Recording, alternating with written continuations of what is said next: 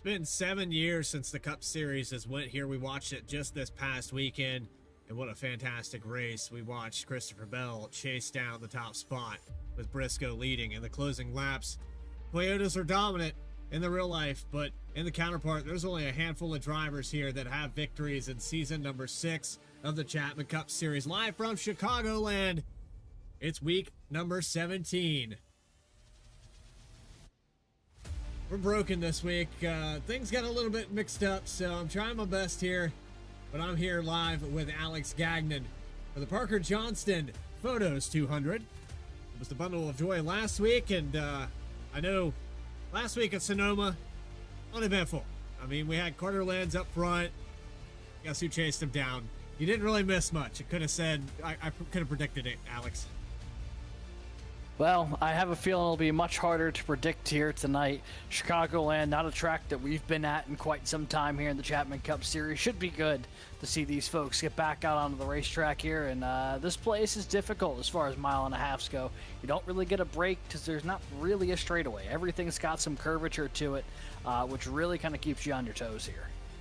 We'll take a quick look at it before we go live. It's the 2026 Bracket Challenge. You can see the list of names of drivers that have made it on to round number 2, consisting from Sonoma, now on to Chicagoland. With that, we're going to get the grid up on your screen. Again, we're a little bit behind this week, so we're going to do our best to get the pole award up here. But starting on that top spot, it's going to be the number 9 of Jeremy Burns. We'll run that grid across the bottom of your screen as we continue around this place. But live and ready to go for week 17. Tyler Harrison will start to his outside. The front rows with Nick Alves, Alex Forget. You have Carter Lenz, Fred Pennington. Great qualifying there for the number 30. And we'll continue on at the bottom of your screen as we get set to go for 134 laps. Pace car gonna go down pit road. And here we go for Chapman Cup Series action. Week 17 of Chicagoland.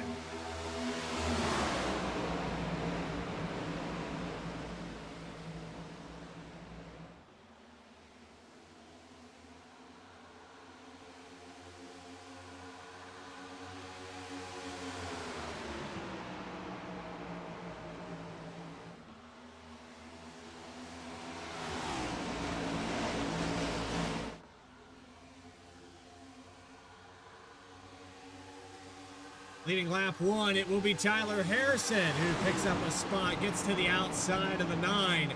45 car looking bad fast at the very beginning. Yeah, so far, so good here for the 45 as he jumps out to the early lead. Alex Forget on the move early. He's all the way up to second. He might be looking for the lead here coming off of turn 4, trying to run that higher lane, gets right to the back bumper. It's that Toyota Camry filling up the mirror right now of Harrison as we make our way on to lap 3. Burns and Lenz battling for third.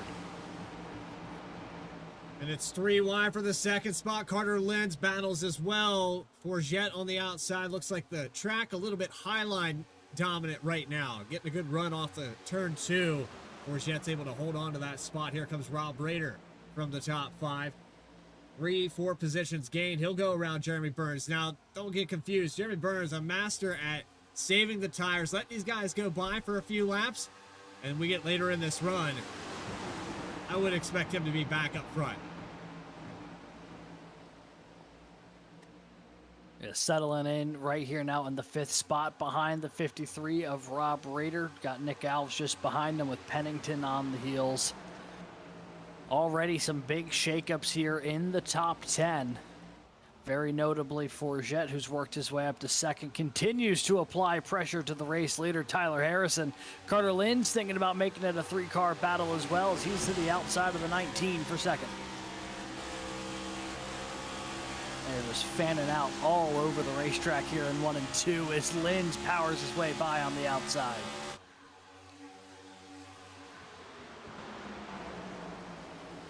There's Rob Rader up high as well. Justice Murphy side by side. This is a bracket challenge between the 12 and the 11. Justice Murphy at Sonoma, ended up having a DNF, so out of this, but too bad it wasn't a start here at Chicagoland. We know the 12 can get around this place. So far, so good. Running in the top 10. Picking up the most spots right now is Rob Rader with 5 positions gained, and he's already challenging Lenz as they pull away from Nick Alves, who's also on the move. Yeah, Alves had settled back into 6th temporarily, but he's on the move. The big loser here is Forget, who was 2nd a moment ago. He's all the way back down to the 6th, maybe make it 7th position here as Pennington looks to work the outside. As they dive back into the corner here, that 30 up high. You've got Justice Murphy thinking about jumping into the scene here as well. The 19, don't know if he had a moment as, oh, looks like a bit of contact there. Michael Reed and Matt Robinson, I think, got a piece of the wall there off of turn 2. Little contact with the outside wall. 91 holds on, keeps it down the racetrack. Got to be careful bouncing the wall. This is a continuous curve on that backstretch, so it's a little deceitful the way these drivers will exit. We're right on board with Reed. You'll watch down the backstretch. You're continuously turning left to keep it off the wall. Yeah, which feels a little jarring. It's especially tough if you run side by side on this back straightaway, because the inside car, you're so used to the outside holding its line to the wall. But when that wall isn't a straight line, it gets very difficult to judge if you're not paying attention. There goes Murphy around. Just as Murphy gets tangled up with Michael Reed, and we watched it the whole way coming off of turn 4. Murphy comes up in front of the nose of the 91. Really no more room left for Michael Reed to get out of the way. I mean, he's already pinned up against the wall. Yeah, I'm not really sure what else you could do there. Yeah, the 91 up at the wall. And the 12 just continued to try working his way up the racetrack, and that's a tough start to the 12, who definitely had some pace in that All About Bugs machine today. Qualified top 10, was running top 10 as this happened. One more look at it here from the blimp cam, and you see, yeah, the 91, I mean, he's basically up at the wall there. 12 does not have a lot more room that could have happened. And that'll bring out the first yellow for the night here on lap number 9, and everybody is coming down pit road early here to try to make this thing to the stage. Stopping here will make you have enough fuel to go to distance to that stage at lap 40, so time to get in, fuel up, and head back out. It's like maybe some right sides going on some of these machines as well. Harrison's going to end up losing some ground. It looked like Alex Forget a fuel only stop. But Harrison's going to lose the lead. 19's going to take it over. It's a good stop there for Forget, who had been losing a bit of track position just before that yellow came out. Had a great burst of speed directly out of the gates, but that started to taper off a little bit. So good to see the 19 back up there, and we'll have our first new leader of the day, as Forget will inherit the lead here for lap 10. Tyler Harrison led the opening 9. So a early caution with contact between the 12 of Murphy and the 91 of Michael Reed. That sets us up for our lap 12 restart. So we didn't have a chance in the pre-race, so we'll bring them up. Here's the look at the points. Jeremy Burns, 57 ahead of Carter Lenz. Matthew Robinson, 89 points back, the next back.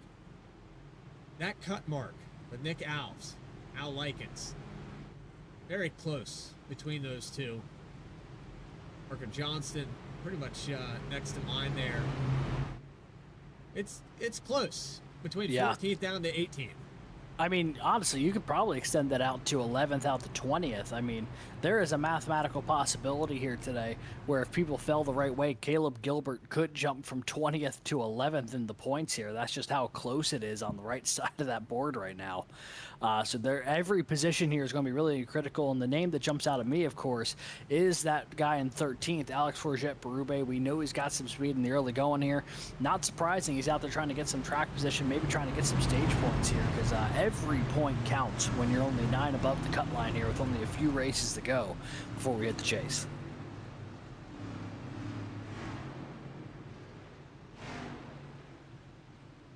So doubled back up. Fred Pennington having one of the best races he's had all season. Now in the top 3. 30 car has looked bad fast for this one. So we're lined back up, ready to go. Bourget and Harrison. Green flag drops. We're back live at lap 12. Good jump here for the 19. Was able to create a little bit of separation here from his line. As cars are almost bouncing into each other, they're going in the 1. Things look a little dicey. Yeah, Trevor Earhart down on the apron. And he wasn't the only one. I think he had a little bit of help getting down there. Ryan Munoz trying to hold on to that 81. I mean, there's cars all over the place and sideways up in front of him. Looks like Bennett and the 81 got together. Another car down on the apron. Man, this is getting wild. As the restart here, everyone has decided to go elbows out. The best way I can show it here is a wide angle. Watching him fan out, 41 there, makes some contact, had some help from Picklesheimer. He shoots down the 8 of Richardson up into the outside wall. And then as we go down the back straightaway, there's just a huge run from the 55. He gets into the side of the 14 of Bennett. They go sideways. And miraculously, we somehow no stayed caution. green from all that. Yeah. Yeah. Everyone got the nose pointed the right way, but probably about 4 or 5 cars with damages. Parker Johnston sliding it out of turn 2. 48 caught it, but man, they were 3 wide leaving turn 2, and the 48 nearly lost it trying to get back up the speed. We'll take another look at it here. I mean, this is just an absolute hornet's nest right now in 1 and 2. So take a look here. He was on the inside of Gilbert and Picklesheimer. Or sorry, Picklesheimer was behind him. And yeah, just arrow on that one. Back end stepped out on him. Good job to catch the car. That was Picklesheimer that got right up on the back bumper to take that air off that spoiler. Watching the 30 of Pennington.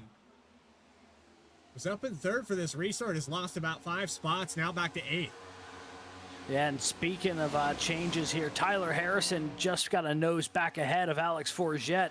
He'll reclaim the race lead here on lap 16. Still power his way on by. Lynn's looking to try to do the same. The 19 holding on to 2nd place right now. Harrison, Forget, Lynn's, Rader, and Burns are top 5. So jump on board here with your race leader, Tyler Harrison.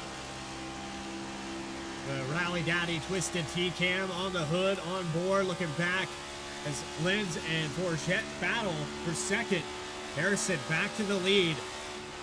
How many times have we seen Tyler Harrison win a stage and then nowhere to be found at the end of these races? So hoping that Harrison can get a victory and finally break that curse. He starts on the pole, he starts up front, never has the end result for it. So far, so good, though, in the early going right now for the 45, as he's now a quarter second clear of Alex Forget, who's in a dogfight for 2nd here with Linz, as the 66 down on the apron here, going in the 1, trying to get a run, trying to shorten up that track as much as he can, and continues to try to knock down the inside of the 19 here. No avail, though, through that set of corners, and Rob Rader now lurks in wait here in 4th. Nick Alves, I believe that's Michael Call on the outside of the 5. New paint scheme on the 5 this week. Call keeping pace. Remember, Michael Call had an outstanding race at Sonoma as well. Best finish he's ever had at a road course. Put it all together for a 3rd place finish. And he's looking really strong so far in the early going. It's been a good season so far for Michael Call, and it continues to be a good day for him. Up from 15th now to 7th, looking for 6 as he's looking to the inside of Alves here in 3. Down on the apron to 24, not going to be able to hold on to it. So now up to 6th. Look at that squeeze behind him. Did you see the squeeze there on the 11 of Robinson? I thought we were going to have another caution. It's shocking we didn't, and now Robinson trying to go back after Reed. Great move from Michael Reed to pick off 2 at one time. Oh, and contact there. Robinson. There it is. Oh, and Reed. Oh, man, there's the wreck. Alves and Reed into the wall. Well, you had the gift of foresight there, Bradley. Just about a set of corners too early. Yeah, I could see the squeeze there, and I could tell that Robinson didn't like it, was going to take it back to the inside. That's just guys being, in my opinion, a little bit too aggressive. I know you have the car and you have the run, but I think you need to give a little bit more room to each other because all it takes is that one touch. We saw it right there. Especially this early in the race. I mean, it can't be all take here this early on, but there was the contact, and, you know, it's just a lot of bobbling. Yeah. You know, one little bit of contact, and with how tight everyone was running, that one little bit of contact turns into 2, turns into 3, and before you know it, the back end's around on the race car. But, I mean, you can just see how condensed this gets. I mean, this is 3 cars meeting basically simultaneously, and that was never going to work, especially on corner exit where everything's so off balance as you try to get back to the throttle here at Chicago.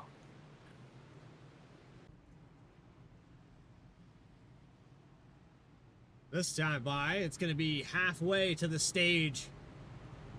Tyler Harrison has led 15 of the 21 complete so far for the Recharge Rally 45. It's been a good day. Forget, Lenz, Rader, Burns the top 5. Michael Call just ahead of that contact with Matt Robinson involved, and the 91 of Michael Reed getting damage repaired now down on pit lane. You gotta wonder, is that aggression gonna continue? We've got a lot of grooves around this place so far. It doesn't look like any one groove is faster than the other. No, it doesn't really seem like it. It feels like a lot of folks are able to make that slide to the inside and work their way back up. But I do wonder when the tires start to go, if that's going to be something that becomes less feasible. We see that sometimes with this car on these 1.5 miles, but so far haven't really had enough time to put enough wear on these tires to see if it really makes it impossible to do that sort of shoot inside slide up on the exit. But I mean, that's how we saw that move from Michael Call get around the 24 of Nick Alves. There's a lot of green cars up in the top 10 right now. Yes. We saw that move that Call made to get around Nick Alves, which was similar deal. You know, work your way to the inside, dive in there all the way down to the white line, and when you get the full body of the car clear, just drift your way back on up the racetrack. These cars do get a run, though, off that high side, as we saw, because Alves and Robinson and Reed, they all worked their way right back to the bumper before that incident. So it's feeling pretty racy so far, which should be a really encouraging sign for the next, say, 110 laps or so here. Because the opening 23 looks like there's a lot of options for these drivers. Double back up here on lap 23. Harrison gonna lead them into turn 1. Alex Forget on a fuel-only stop, still maintaining that second spot, but Carter Lenz hounding him during that run. And I'm waiting to see if Michael Call has anything for these drivers. He's picked up 9 positions, working his way closer and closer to that top 3. Let's find out. We get set for the second half of stage 1. His car is going to make the deep dive left-hand turn. And here we go into the restart zone. Back underway. They're going to roar their way down into turn number 1. Tyler Harrison still holds that top spot into the corner. 2 by 2, they go all the way back through the field. Lenz and Rader, good battle for third. That's the first side-by-side that persists down the back straightaway. A little calmer on this restart than the last, at least up in this top group, as now Rader clears Lenz. He's up the third, Calls up the 5th, looking for 4th now to the inside of the 66. That's Grant Thorpe on the inside of Brandon Pamitat, trying to crack the top 10. Grant Thorpe has gained 4 positions to be here. Pamitat has gained 15. So the field kind of working their way back and forth. Yeah, we've been seeing some movers and shakers already. Plus 15, though, in only 25 laps. That is pretty impressive. We're seeing some cars get way up toward the fence there. Oh, that was Rob Rader, I believe, and it just hit the wall. He was battling for the 3rd spot, and now... Oh, yeah, he's way down on speed. heavily damaged. He got loose on his own, slid up in front of the 5, and then there's the contact. But he got loose before that. Yeah, he did. And we'll take one more look at it here. 53 tried to get into the inside of the 19, got a little bit of wall contact off of turn 2. That allowed the 66 and the 5 to get up to him, and maybe similar to what happened to Johnston, just lost the air on the back end, but man, shoots up hard, impact to the wall. That right front especially really tagged it. And he was running third, but now going to bring it down pit road under green. That is a brutal setback here for the 53. One solace for him is that with the stage so close, he might be able to get the free pass if he's able to stay only one lap down. But man, that is that's a tough break for a fast car here today. Ruth Ann never forgets. She's been keeping tally marks all season. Who's getting the Christmas card and who isn't? 3 wide back here for 10th spot. You've got the 12, who was part of the first caution, back into the top 10 now. Justice Murphy makes the pass on Al Likens. Thorpe on the bottom, Pamitat. There's Trevor Earhart trying to recover his race. Remember, he was involved in what I would say an incident. Got sent to the back of the field, and we're still 3 wide up here for 8. Man, Al Likens is just caught in the middle right now. You got Murphy up high, Thorpe down low. And the 13 just continues to wheel that middle lane to a good bit of success right now.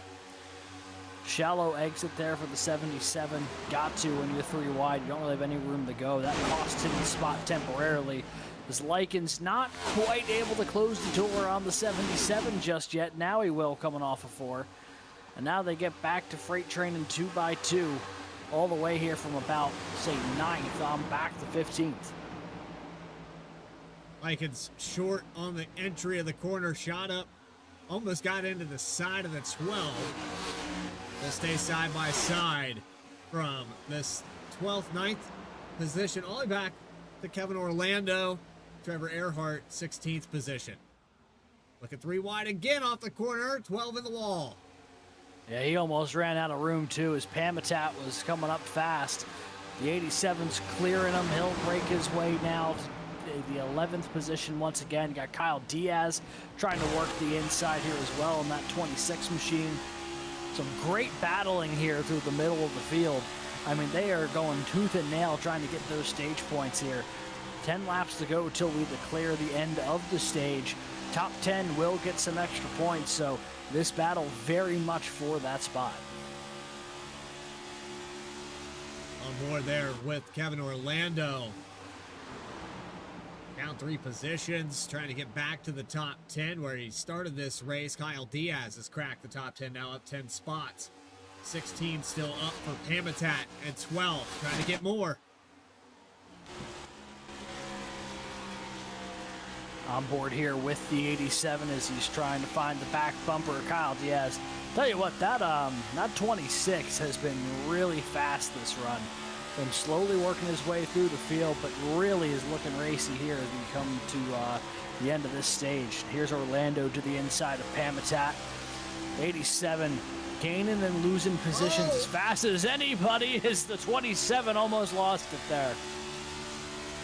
To quote Molly Hatchet, that is a car flirting with disaster right now. It's a beautiful car, though. Whoever painted it did a fantastic job, but you got to hold on to it, Kevin. Hands are full. Both hands on the wheel right now. Thorpe bounced the wall, I believe, out of the exit of 4. Ends up losing the spot. He had gotten around Likens. And Pennington holding his call up here in 8th spot. I mean, fantastic drive. A shout out again to the 30. Oh, Schaefer's around. Sirkovich and Schaefer together on the back straightaway. And continuing to skid here to the entrance of turn number 3. I was just about to talk about the fact that it has been a great day for Fred Pennington, and then I looked up, and all of a sudden the 23's pointed the wrong way down a one-way street.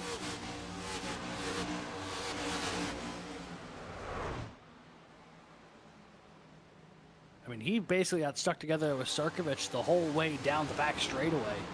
Out of this start. So you see they're side by side going into this battle in 1 and 2.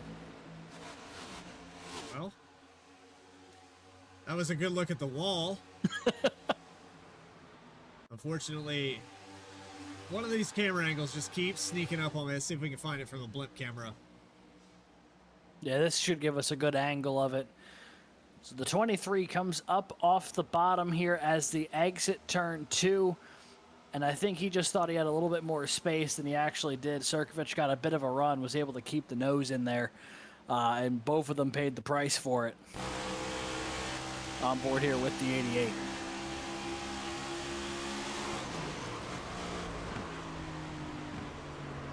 Yeah, was not clear by much, but still not clear as the 23 and 88 get together there.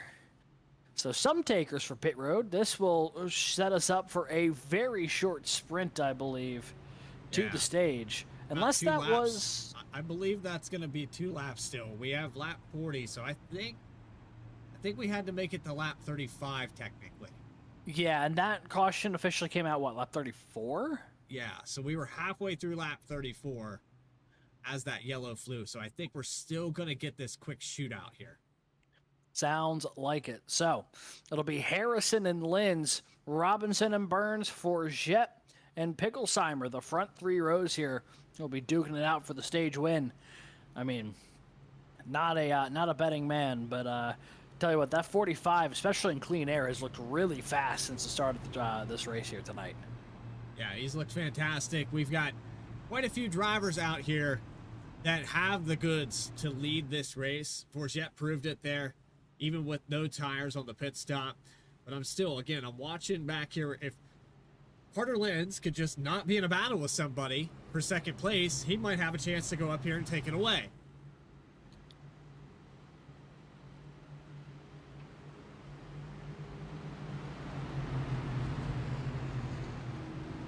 We're double back up, so it'll put us right at that 2-lap mark. 2-lap shootout for the stage. You think we'll make it all the way? I mean, I certainly hope so. I'd be sad if we didn't, but you know, we're averaging a yellow about every 10 laps or so at the rate we're going here, so you never know. About to find out. Harrison has claimed a few stages this season. So is Carter Lenz. With Rob Rader out of the race, Jeremy Burns has been quiet in 4th. He's been kind of riding around that 5th place spot all race long. This is an opportunity for the 9 to maybe just push the car a little harder and not have to worry as much.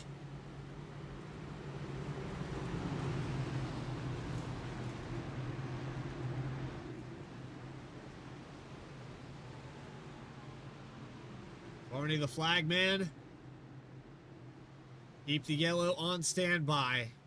It was rowdy before. I think it's about to get multiplied times 10. Oh, you bet it is. Here we go. Restart zone. Green flag is out. Back underway for the end of stage 1. That was a good launch there from the 45. Harrison gets clear. Robinson trying to get to the inside of Linz, not going to get there in 1 and 2. The 66 holds on to second. Here comes the 9 to the outside of the 11. And Linz with a run to the back bumper of Harrison. Not saving anything now as they're going for the stage win in 3 and 4. Here is a look at the top 10, though. It's a battle between Pamitat, Murphy, Diaz. 2 and 3 wide. 2 to go at the stripe for stage 1. I mean, yeah, 3 wide here going into turn 1, almost 4. Thorpe and Pamitat battling for that last spot, that last point. Fantastic action here all the way through the top 15. A dive to the inside for Grant Thorpe. He's looking for the top 10. He'll get by Pamitat by a nose, but not enough drive off the corner. Tyler Harrison with a commanding lead. He'll take the white flag for stage 1.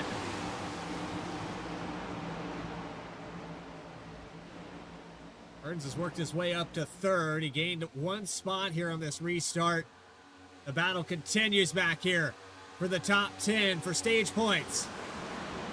Yeah, it continues to be a battle between Pamitat, Thorpe, and Diaz. Working their way through 3 and 4. Tyler Harrison gonna win the stage And coming to the line, looks like Grant Thorpe just going to be able to stay ahead of Brandon Pamitat here for, I believe, the 10th and final spot in that stage. And that will bring out our 4th yellow of the day. This one, though, the first one on the schedule. So stage 1 winner. Led 35 of the 40 laps to get it done. Tyler Harrison looking like the car to beat so far in this one. Congratulations to him as we bring the top 10 up on the left-hand side of your screen. It was a couple hundredths of a second there across the line, and I don't know that this is official or not. From the time that they threw the yellow, they had crossed the line, pretty much the whole field. We got the entirety all at one time. Everybody's so bunched up, it was hard to throw that caution as they crossed the line. So I can't officially say if Kevin Orlando and Fred Pennington didn't trade a spot there after turn 1 entry. I'll have to wait and see what the official word is on that. But right now, the top 10 looks as such, with Lenz, Burns, Robinson, Picklesheimer, Forget, Likens, Thorpe, Diaz, and of course Pennington there, which is my question mark.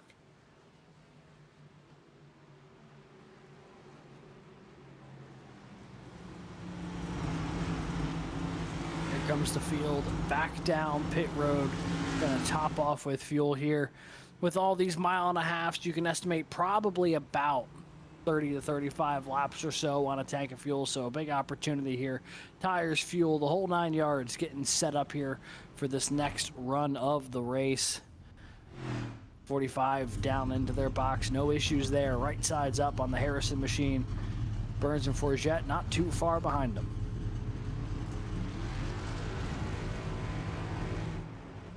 And the race off of pit road.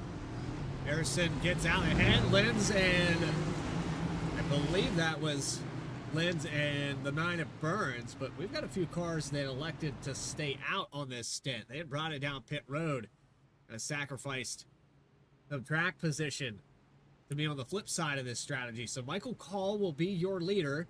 Trevor Earhart, Caleb Gilbert stayed out on the racetrack. Tyler Harrison will fall back to 4th as we get set for stage number 2.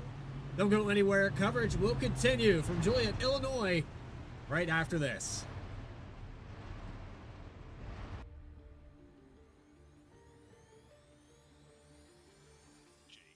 Racing. We're in the game.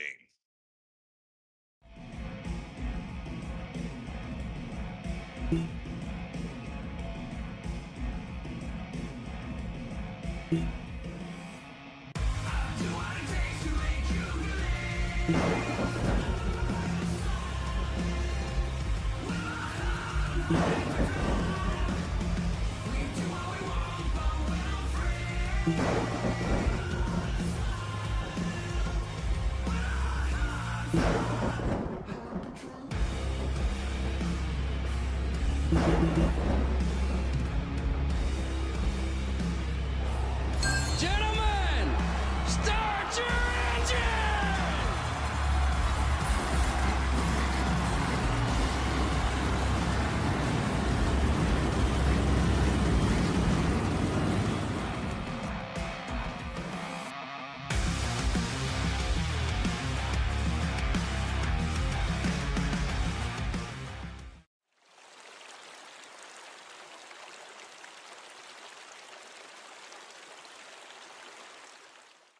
Hey Dad, did you know that replacing your cooling system reduces repair costs and improves energy efficiency? Plus it operates more efficiently, which means more money in my pocket.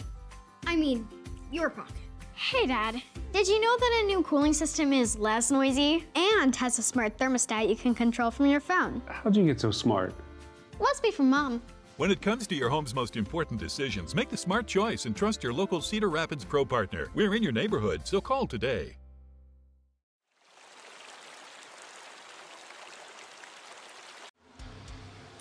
Welcome back here. Stage number 2 just began as Michael Call on the flip strategy. 7 laps on the stint, and only about 3 or 4 of those under green has found the lead. Caleb Gilbert battling for second with Trevor Earhart.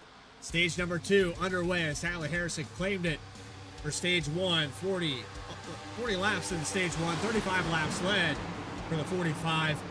That was a lot of 40s there, and Harrison already on the move as we go back green. Yeah, speaking of 40s, we've got a couple of them here in the top 4. Earhart running second, Harrison running fourth. Chasing down Caleb Gilbert, Hutton in that third spot, but it's Michael Call out front here in the 5. Clean Air doing wonders for that race car right now as Picklesheimer and Munoz doing battle here coming off of turn 4. This is for just outside the top 10, running about 12th and 13th. Picklesheimer got a really good run there through the middle of 3 and 4 and took the middle line to get between those cars out of the cannon there as he'll run up on Fred Pennington for 12th. On board with the sit-down marks, 33. On board here with Picklesheimer down on the apron, working their way back down this front straightaway. Get a real sense of just how much this place continues to turn from this angle. To see the horizon constantly bending to the left here. You'll even see it down this back straightaway. It's a little disorienting, this track sometimes. Even though it's big enough where you kind of know where you're at any given point, the constant left, it can be exhausting. There's not really an opportunity to let up off the wheel because you got to constantly be working it to make sure you're not getting into the wall anywhere. This is the best example, and a lot of these cars have an offset on the steering wheel, so if you see it turning straight, well, it's actually turning. So I say turning straight as in that middle mark doesn't mean they're necessarily going that direction. Some of these guys adjust that offset, and I know there's, on a fixed setup, there's only so many things. Brake bias is one of them. You have your steering offset, and these cars typically don't have a lot because of the independent rear end. They're not really staggered like we do in the, you know, the B class and the truck series, but I know it's still there, and you can adjust it. Some of these guys don't like to have to constantly keep the wheel left. No, and it can definitely get exhausting to have to constantly work. So if you can set your offset to be wherever you've got the wheel straight is turning just enough to stay within the curvature of that back straightaway, you can honestly save yourself a lot of effort just from doing that. And then it frees up the ability to, you know, go through your black box settings, make sure you got things tuned up right, and you actually give yourself a second to breathe real quick, which you can't always say in some of the other parts of this racetrack. See here, this is Robinson in the 7th spot trying to hold off Al Likens, who was coming in with a whole head of steam in the 3. Pass there for the 6th position, gets in front of Matt Robinson. Al Likens back on the move. Not a good exit, though, for Forget. The 11 gets back to the outside into 1. Matt Robinson going to hold on to this middle groove and pass back. So you get one, you lose one. That's just how it is here at Chicago right now. Yeah, and that was one of those situations where it could have been a lot worse. I think the 11 last time around the racetrack thought the 19 was going to get down toward the apron. He ended up staying above the white line. The two of them almost tamed together, and that could have been really disastrous for them both, but they continued the forge on here in the 6th and 7th positions, respectively. Taking a look here, there's Jeremy Burns, who's now running in the 9th spot. You know, we're about to say the most dangerous thing that we can say about the 9, which is it's been a quiet race so far for him, which we know usually means give it about 30 laps and he'll be up here at the front. Yeah, when he's quiet, that means he's strategizing, and he's figuring out a way. He might not have the raw pace to be in the lead, but he will find a way to get there. So right now, it's a matter of when do I pit? If this race goes green, how do I adapt if we do have a yellow? He's got the 13 loose in front of him, just misses it. Big save from Likens, but man, that'll wake you up a little bit. Go back here to the 13 on a replay. That was a handful. Yeah, boy, was it. He was working here, trying to make a move on Forget, and just touches the apron here in 1 and 2, completely upsets the balance of the car. Has to get out of the throttle big time in order to save it. And he does just that, but he loses probably about 4 or 5 spots here. You see Pennington, Diaz, Munoz, they all go by. Tense moment there for the 13. Yeah, it was about 6 spots they ended up losing out of that situation. Went from the 8th position back to 16th, now in 15th spot. Burns up to 8th. Michael Call still in the lead. Has set sail, but Tyler Harrison has broke the top 3. Now he is in the second spot, 3/10 back. Watching Trevor Earhart kind of lag behind a little bit, starting to quiet down for these cars that stayed out. They have a little bit more time on these tires, not much, but that stint that they did run, it was a free-for-all. So, you know, while it was only about 2 or 3 laps, it still was probably the fastest 2 or 3 laps these drivers had ran all race. Yeah, 100%. And that is enough, you know, even if you only have a couple hundredths a lap differential, you know, now we've got some green flag laps going. That does start to add up. There's a wreck in the back. Sam Taylor, I believe, in the 3 is sideways on the back straightaway. I don't think he's the only one. I think there was a couple cars around. And, you know, just as we were talking about the fact that Harrison was closing in here on Michael Call, caution comes out, and that actually may have worked out perfectly for the 5. We'll take a look here to see what happened to Sam Taylor.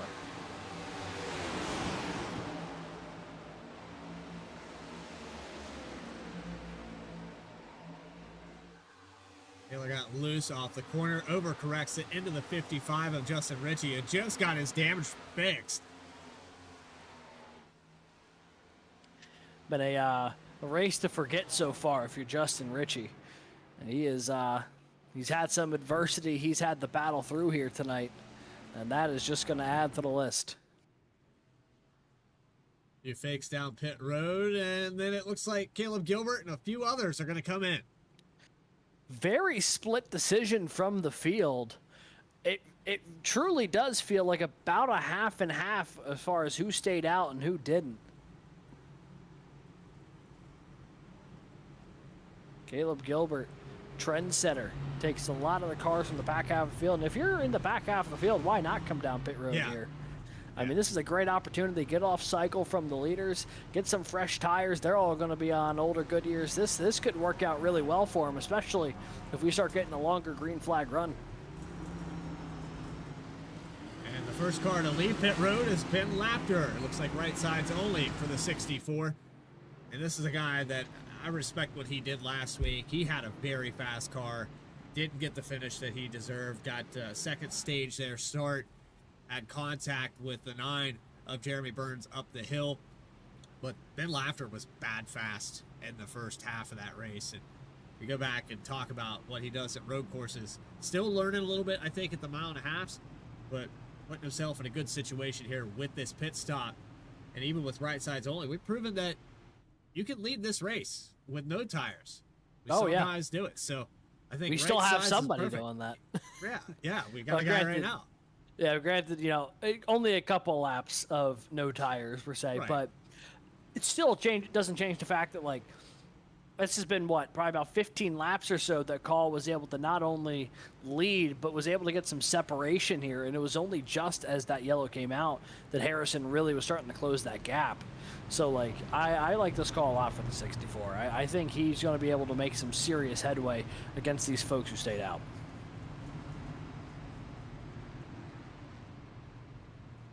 So it's a chat between Ruth Ann and Sit Down Marks right now.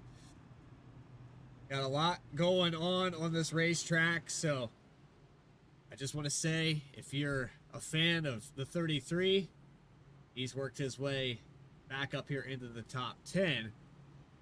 Michael Reed, unfortunately, out of the race, but I know you're a Grant Thorpe fan. He's riding in 18th, still a chance. We saw Thorpe there battling for top 10 points at the stage. And he's back here with Ryan Munoz, Kyle Diaz, Justice Murphy around. As we're doubled back up, Harrison on the outside of Michael Call, trying to time this restart. Michael Call has been good on the first one, but now a little bit fresher tires to the outside. Pace cars out of the way. Here we go for another one.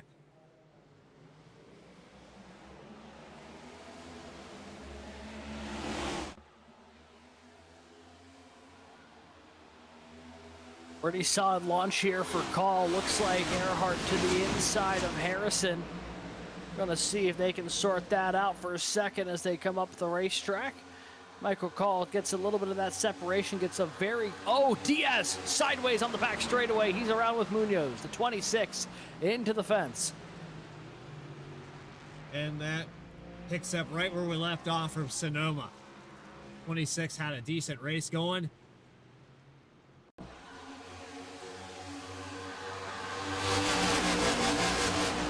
Looks very similar to the Christopher Schaefer and Jacob Sirkovich incident from earlier on in this race. I'll take one more look at it here, but yeah, the 26 and the 81, they come off of turn 2 and just out of room. Yeah, I mean, the 81 couldn't get any further to the wall there. I mean, he actually made contact with it a little bit. 26 trying to run it as close as he can, because I think he also had a car to the inside, but everyone was just starting to stack up and run out of room. Yeah, let's watch that one more time. Yeah, he had Grant Thorpe to the inside there. They were 3 wide. And that makes it tricky, especially coming off the corner, because you know everyone's going to be coming up the track, and if you're in Diaz's shoes there, you've just about got the 81 cleared there. You think if you can just get a little more speed coming out of the corner, might be able to slide in front of him, or if the 81 doesn't quite get a clean exit, because you know that car to your inside is going to be coming up the racetrack, and you don't want to be the one that gets doored. Unfortunately, there did not work out for the 26 or the 81. Going to take a quick break here for the Parker Johnson Photos 200 here from Chicagoland. Coverage will continue on Vspeed for the Chapman Cup Series in just a moment.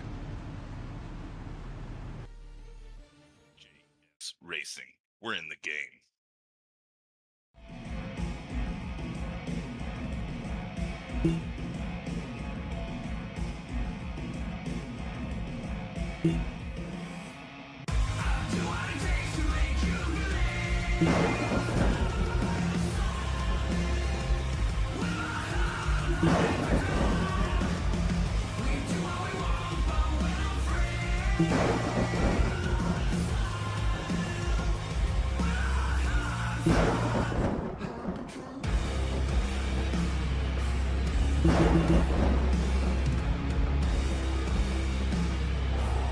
Gentlemen, start your engine!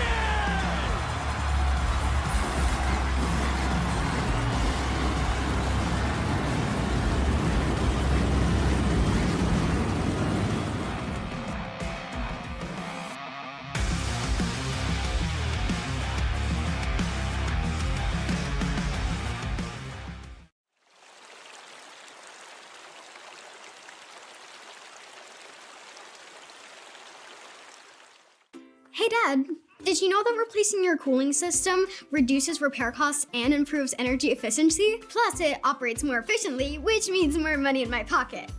I mean, your pocket. Hey Dad, did you know that a new cooling system is less noisy and has a smart thermostat you can control from your phone? How'd you get so smart? Must be from Mom. When it comes to your home's most important decisions, make the smart choice and trust your local Cedar Rapids Pro partner. We're in your neighborhood, so call today.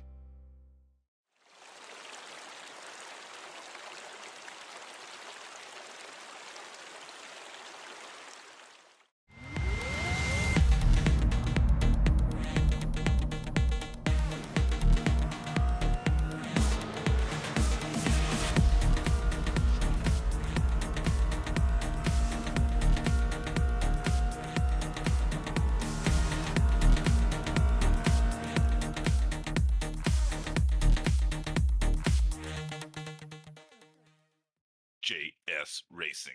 We're in the game.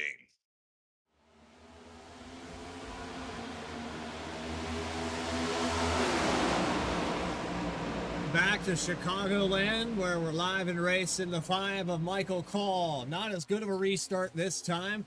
Tyler Harrison is putting the pressure on him as they go down the backstretch. We're about to see a lead change as the 45 sets sail into one is 3 and 4 now. What a run off of 2, though. Cars in the wall in the background. Dylan Picklesheimer making a move on Matt Robinson with the high line. The top 5 very much up for grabs. They look at 3 wide here with the 66. Carter Lenz has been running in this top three 90% of the day. Just now getting back to it with that flip on the strategy. Some of these drivers got buried deep in the field. Jeremy Burns back in 9th. You got Fred Pennington, who was up in the top 10 for the stage. He's going to be back in 11th now. Kevin Orlando and Ben Laughter side by side coming off a 4.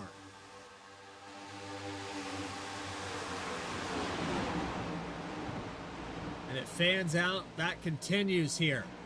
There's a lot of drivers trying to get back to where they started this race. A little bit of attrition with Kyle Diaz out. You had a damaged Rob Rader, Michael Reed done for the day, Christopher Schaefer, Justin Ritchie still on the racetrack. Heavy damage on the front end of his car. And it's Justice Murphy who got involved in something early in this race, has recovered back to 7th. But a lot of drivers have picked up something one way or another.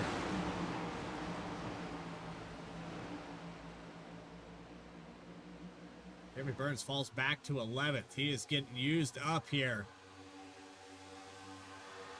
Got pinned on the inside there for a couple positions. And a guy that we haven't mentioned in a while is John Fike in the 65. Good to see him back up here. It's been a while since we've said John Fike's name in the top 10. So far, so good. Alex Gagnon. Something going on there, so you have me full radio for a moment. Hope you guys are enjoying tonight's broadcast, though. Chicagoland, we know oh too well, missed this place. Glad that NASCAR finally decided that the only way you should drive is left in Chicago.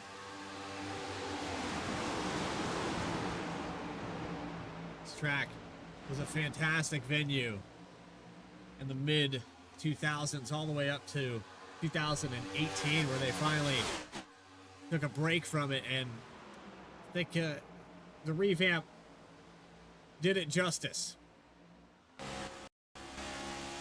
On board with Caleb Gilbert, who just made a pass for 7th.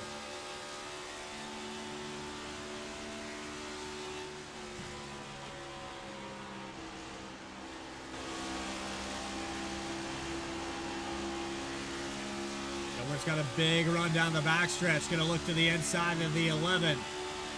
Michael Call is falling back to the 5th spot. And look at Gilbert go all the way to the bottom in 3 and 4. 2 for 1 special off the corner.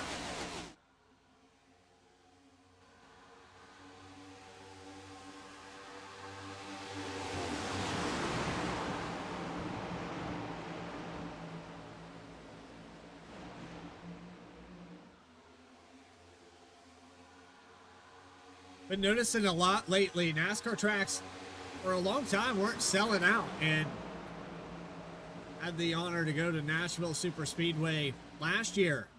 That place sold out for the Cup race. Pocono sold out this year, which is ridiculous. I don't think I've heard Pocono sell out in over a decade. So NASCAR definitely getting the tickets out there. It's good to see the sport coming back, and I think they're doing a great job. As we have the 11 of Robinson down the backstretch. Holds on to it, but ends up losing about 6 positions. Falls back to the 8th spot. Little bounce off the wall on the 41 down pit road.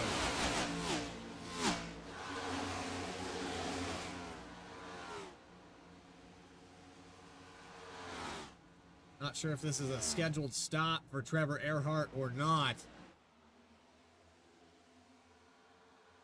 Let's see if we can go back and find what happened to Matt Robinson down the back straightaway just a moment ago. Got loose on his own. No contact. Quick dodge there to the inside.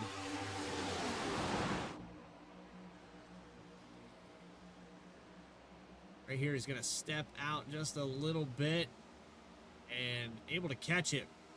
There you see losing a few positions because of that situation. Actually, pretty good recovery. Only lost 2 spots. So, but now hemorrhaging a couple more. Parker Johnston to the outside. As we watch from the aerial camera.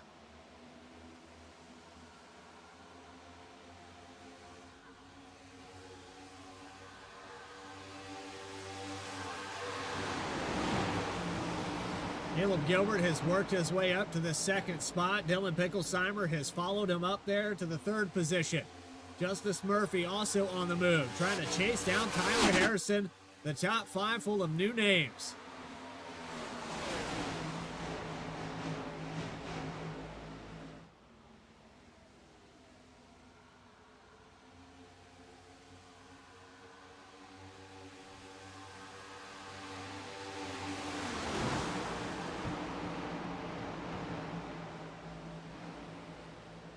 Battle for ninth.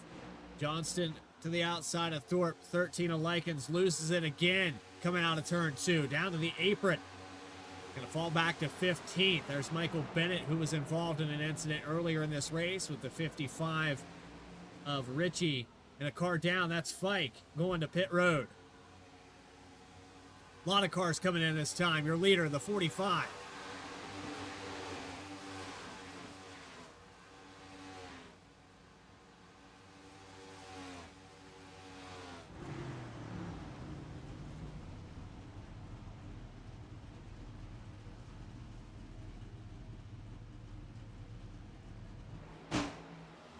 They'll hand the lead over to Caleb Gilbert.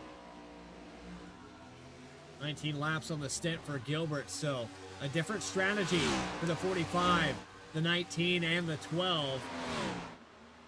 Good job, Jeremy Burns out there on the racetrack playing the long game.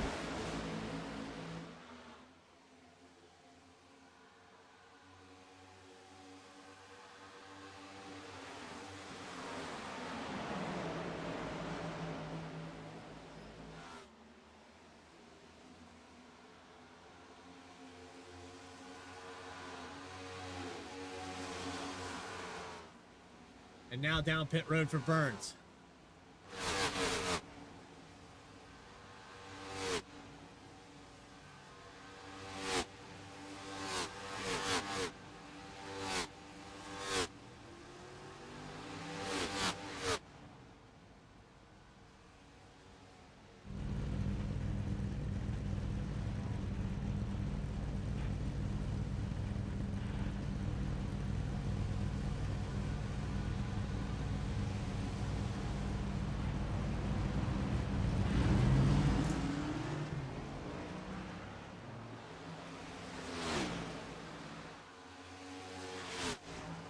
Well, we have a moment past the halfway mark. It's time to find those volume knobs and hear the sights and sounds from Chicagoland Speedway. Let's get maxed out here on Vspeed.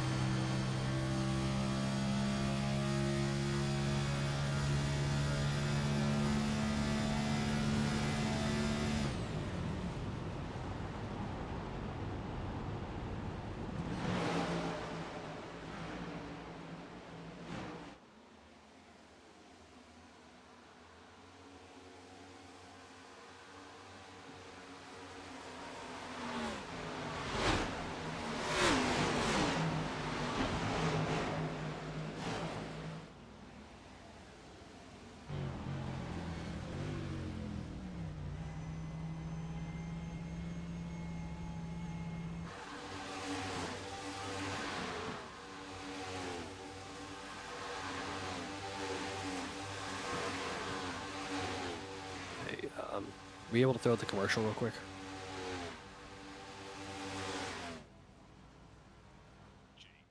Racing. We're in the game.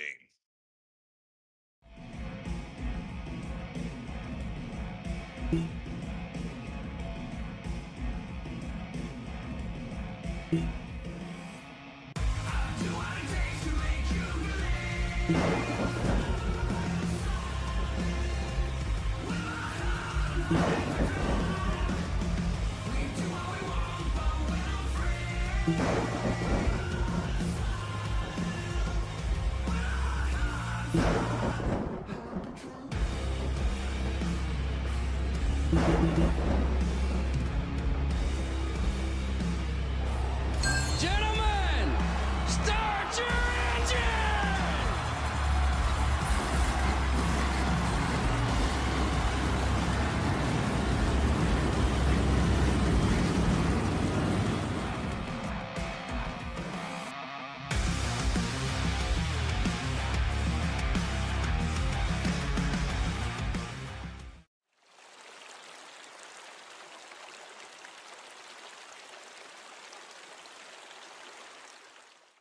Hey Dad, did you know that replacing your cooling system reduces repair costs and improves energy efficiency? Plus, it operates more efficiently, which means more money in my pocket.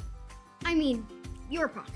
Hey Dad, did you know that a new cooling system is less noisy and has a smart thermostat you can control from your phone? How'd you get so smart? Must be from Mom. When it comes to your home's most important decisions, make the smart choice and trust your local Cedar Rapids Pro partner. We're in your neighborhood, so call today.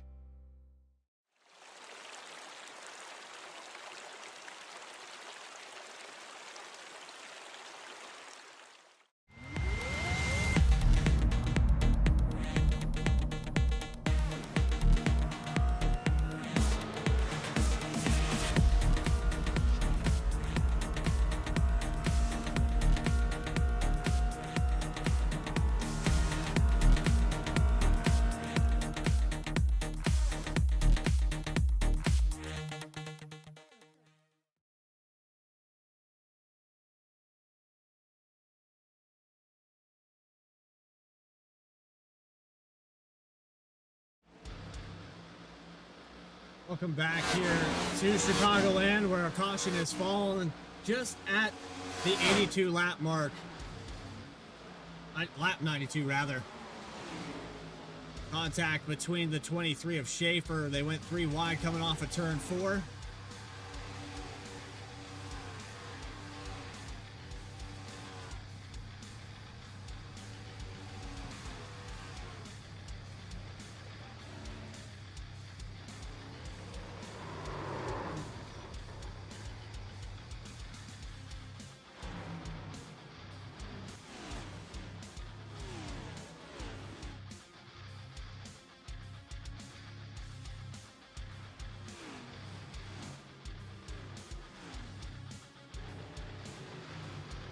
All I got to say about that.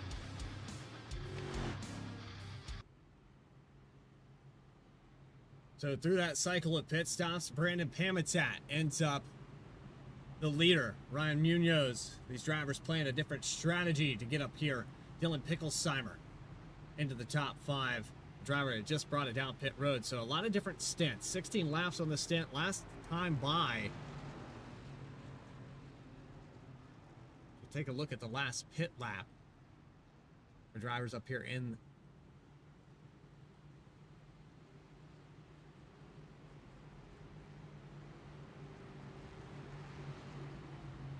you see the 33 is going to have to bring it down,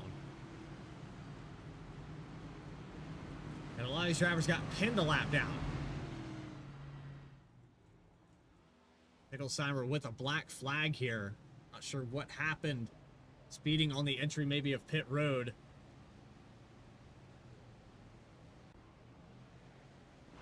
A lot going on, and this shakes up the whole field. So the 87-14, the 81, some drivers that were just around the top 10 for this most of this race. Parker Johnson in the 48, up 14 positions, but 27 gain now for the 87. And most of the top 5 have gained 20 or more. to be up here with the way this all cycled through. Tyler Harrison, the dominant driver of the day, your stage 1 winner, is now back in 8th spot. Your pole sitter, the 9 of Jeremy Burns, is going to be back in 12th. So this really flips the race over.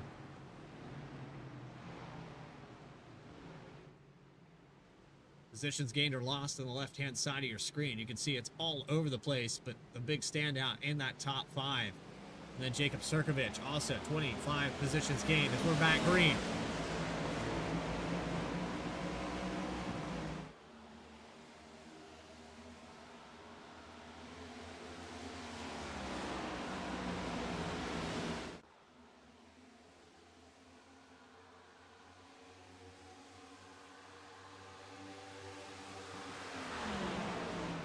So, Brandon Pamitat, Ryan Munoz, Michael Bennett. Big gainers here with the way this caution fell. Side by side for the drivers that are on the flip strategy. Watch the 39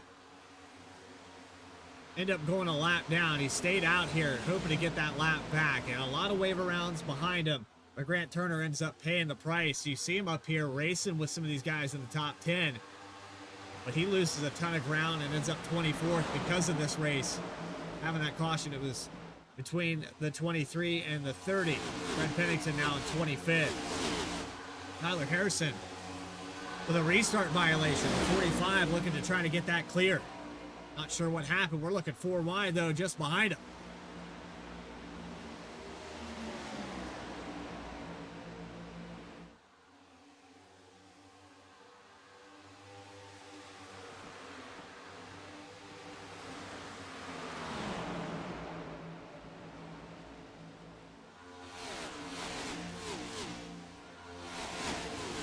Harrison does get that black flag cleared, but he is under a hornet's nest. And everyone around him right now trying to gain as much as they can in the closing laps, coming up on 30 to go. And Harrison buried deep. He's got 3 wide here. 39 to the outside. Alex Forget on the back end. Brandon Pamitat and Ryan Munoz battling for the lead while this goes on. There was a stab at the lead for just a moment. Got Caleb Gilbert in this mix as well. These drivers on fresh tires. But it's haymaker after haymaker. These guys cannot decide who's going to lead this pack back up to the top 10.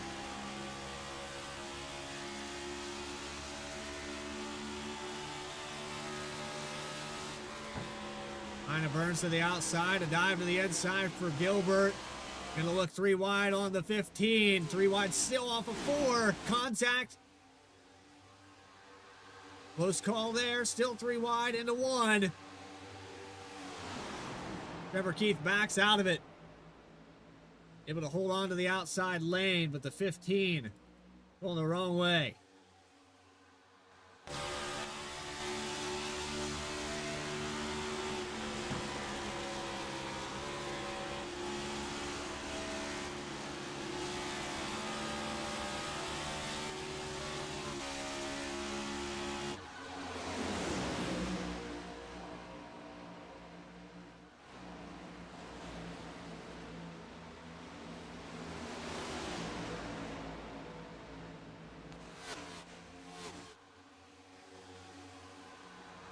This is going to be the net race lead. I think the drivers up front are on a weird strategy, but I don't know numbers-wise. You got Michael Call here.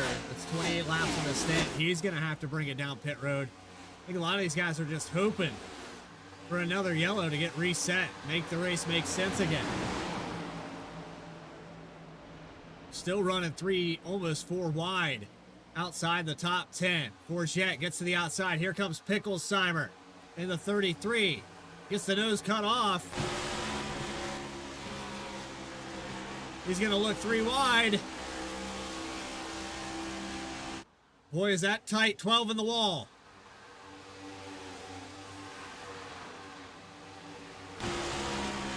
And a caution is out.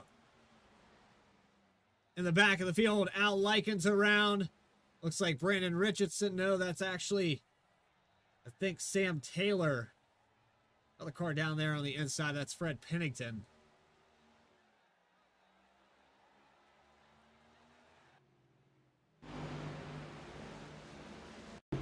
Looking back on an instant replay, it looks like it's already happening here. 13 on the inside line. Let's try it again. Remember, that's Trevor Keith. This is just at the tail end of that group we were watching a moment ago. White gets loose into the 13. Pennington nowhere to go. Has to avoid it down into the grass.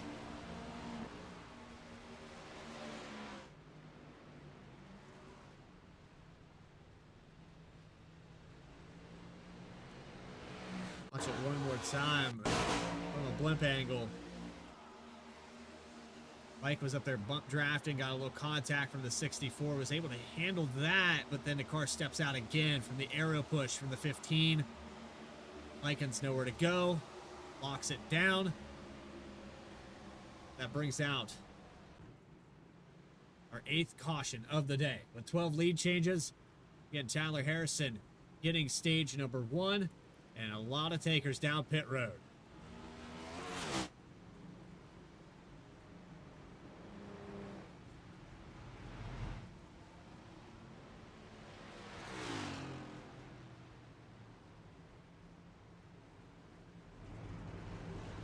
Down and away for the 27 of Orlando.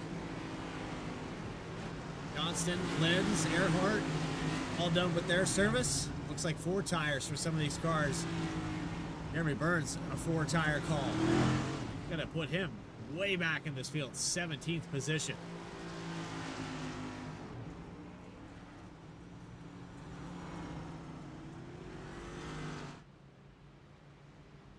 So Kevin Orlando Jr. brings it in for a fuel-only stop to make it to the end of this race. He will be the command car for this next restart. 55 of Justin Ritchie going to try and get his lap back just ahead of him. Kevin Orlando going to lead some laps here. With the flip on this entire field, he has a pretty good cushion of cars. He can maintain this lead. 39 also going to get the wave around.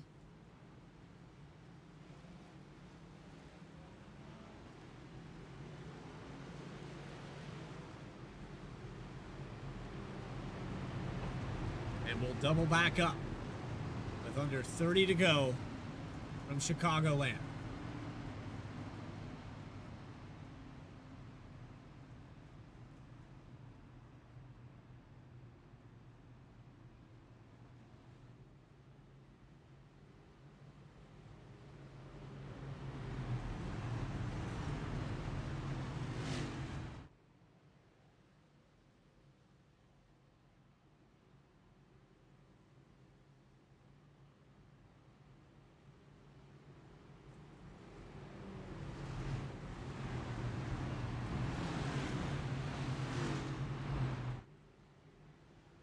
Still trying to figure things out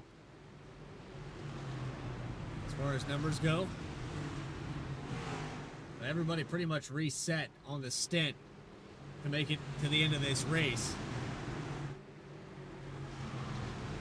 I love the strategy call here by Kevin Orlando and Michael Bennett. This can play right into their wheelhouse as the green flag drops back underway.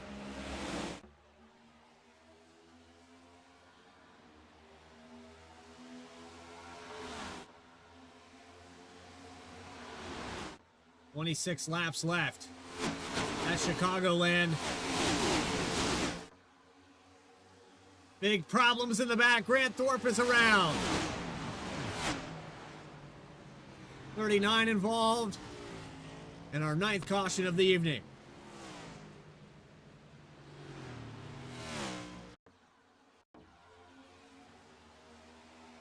A little jumbled up in the back of the field.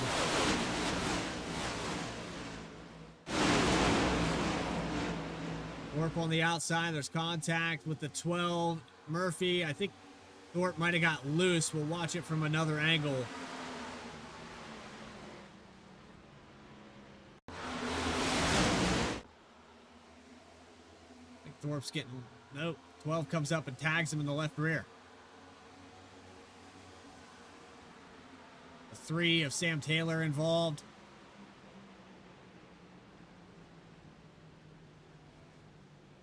Let's go on board with the 12 and see his perspective on this restart.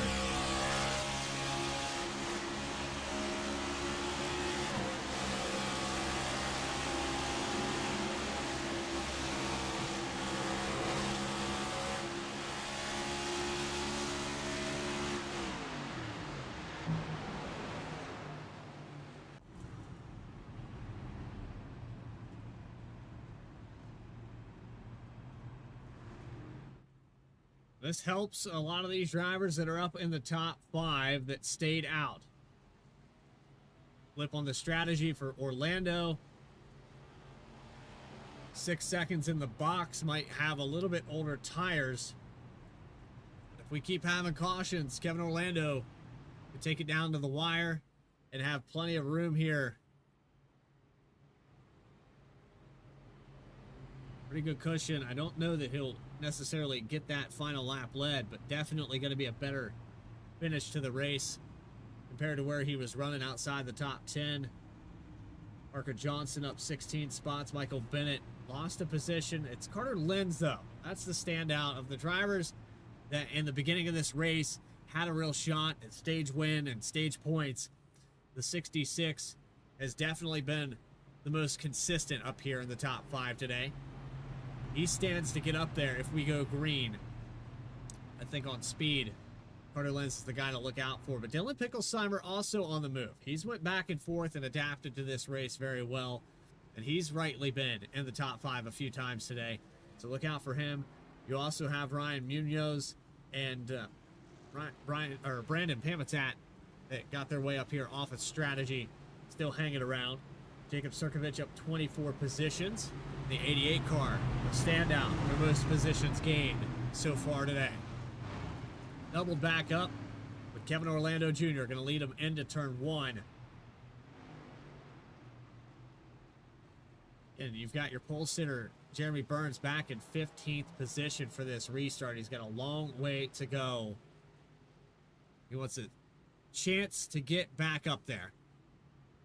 Race needs to go green. Would not expect anybody to bring it back down pit road unless they have damage. Could see a late race call for 4 tires, but I don't think there'll be enough time to pass all these guys.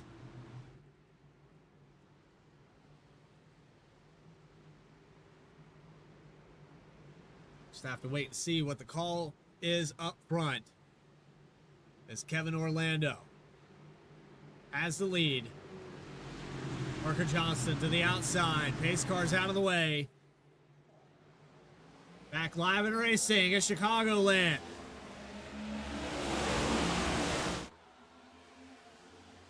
.23 to go.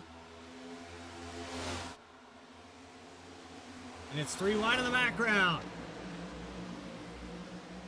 Almost 4 wide off the corner. Alex Forget with a dive. Elevator move down the backstretch for the 19. They're going to look 4 wide into 3 and 4. Contact with the 88 of Sirkovich. Here comes Tyler Harrison. On the outside, gets the run, picks up 3 positions. They are 4 wide in the background. Sirkovich falling through this field. Back to 13.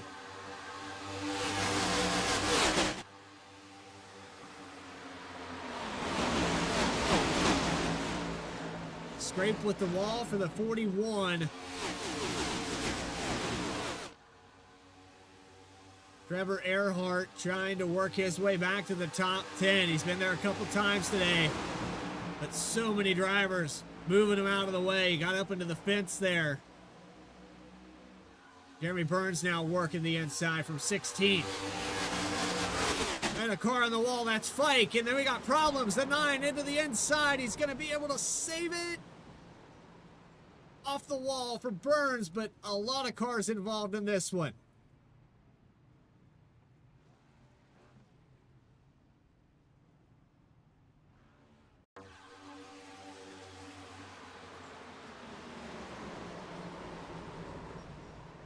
Earhart sent back up the racetrack here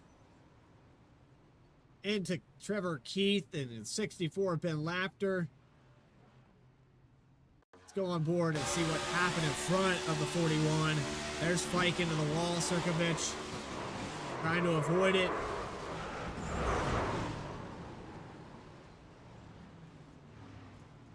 Five, six different cars involved in this.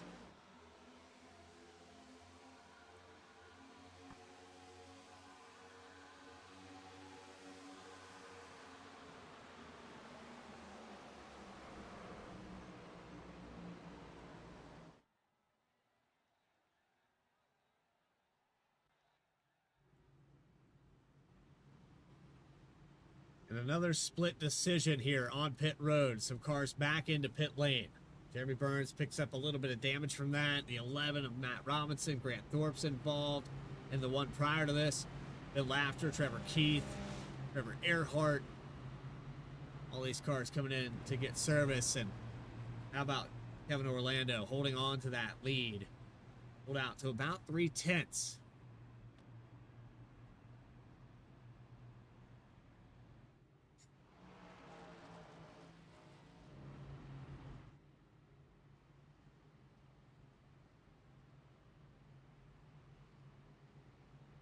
Justice Murphy done for the day here. Christopher Schaefer, Kyle Diaz, Michael Reed, Rob Rader. Like Alves 2 laps down on pit road. John Fike out of the race. Sirkovich with a lot of damage to repair. A lot of these cars. This is the attrition. We're down to 16 of them undamaged. Fred Pennington got a lot of that car repaired. Still a little bit on the back end. Brandon Richardson still on the lead lap, looking to get a top 10. There's Jeremy Burns back out on the racetrack.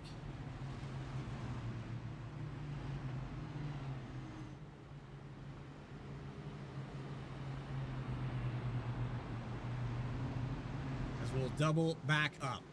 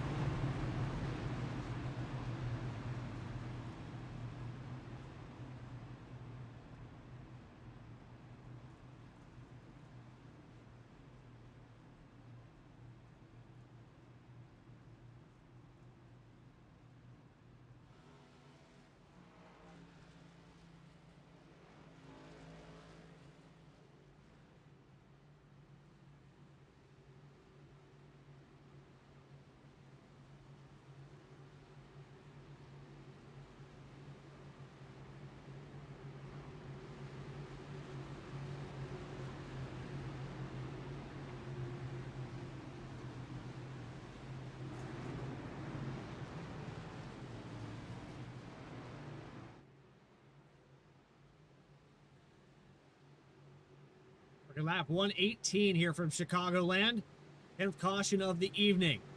Pace car is going to move out of the way, though. We're going to try one more time. Kevin Orlando ahead of the field in the closing laps.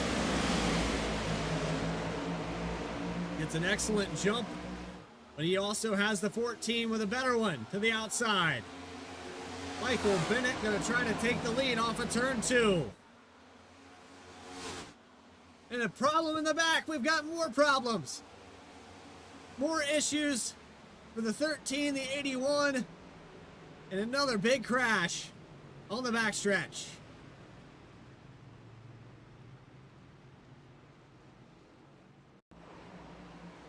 Linz around the 45 of Harrison. A great save there by Linz.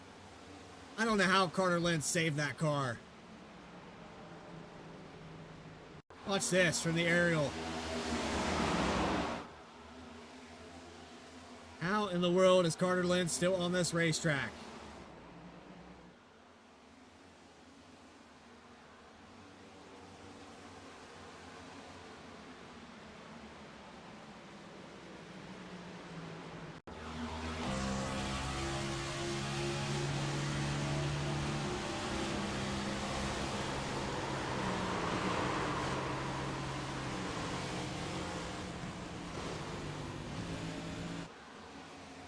I believe that was contact from Caleb Gilbert. Maybe the 66 got loose prior to that.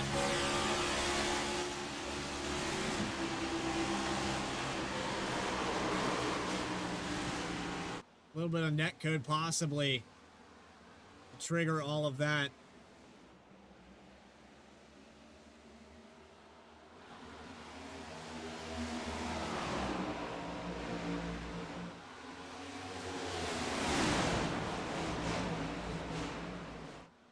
Maybe contact from the 45. I don't know, but man, trying to get to the bottom of this because I'm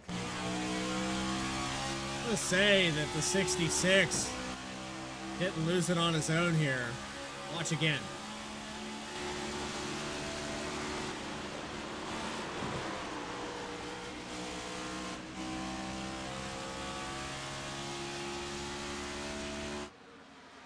Looks like he did.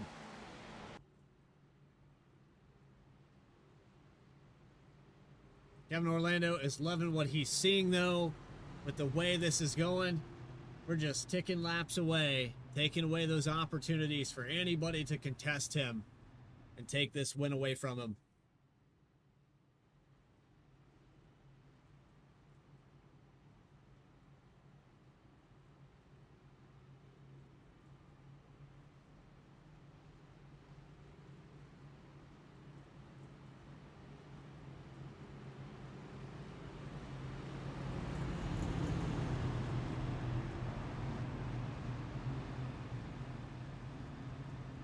Loose handling race car at the end of this. Looks like people pushing it as hard as they can to try to pick up some spots, and this last incident involved another 6 or 7 cars. I still don't know how Lynn saved his. He had Al Likens run into the back of him after the fact. Was still able to keep that car straight and maintain a top 10. You have Caleb Gilbert in 8th, Brandon Pamitsat, Michael Call, Dylan Picklesheimer, some of these guys that have been up top all day long. And then you have Kevin Orlando, Michael Bennett, Parker Johnston, the cars that have gained 10-plus positions to be up here. Bennett with 21 spots gained. And they still have a decent cushion behind them. And coming up on 10 to go, that's less and less time that anybody can show that speed. With the way the trend has been set, we could see another caution. But here we go. Pace car out of the way. Another restart here at Chicagoland.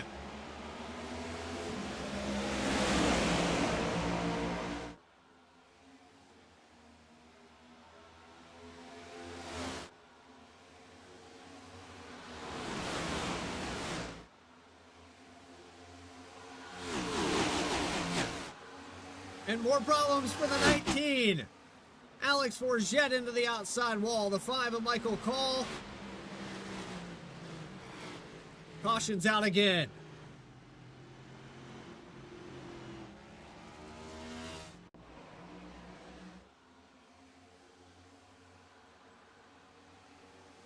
And we've seen this a couple times today where a car moves up to the outside thinking they're clear and pulls himself across the nose. We're going to see it again right here. Paul gets to the outside. Alex Forget just creeps up a little bit in front of him.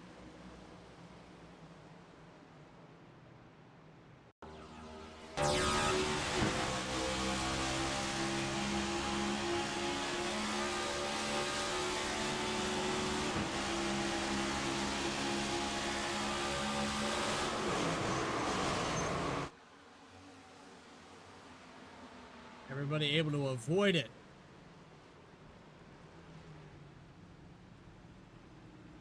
But that sets Michael Call back with some damage. He's bringing it now pit road. Here comes Ben Lafter. A lot of these guys trying to get damage fixed from all these incidents. And Kevin Orlando maintains the lead with 10 laps to go. It'll be under 10 to go when we hit the restart. We're going to take another quick commercial break. You're watching the Chapman Cup Series.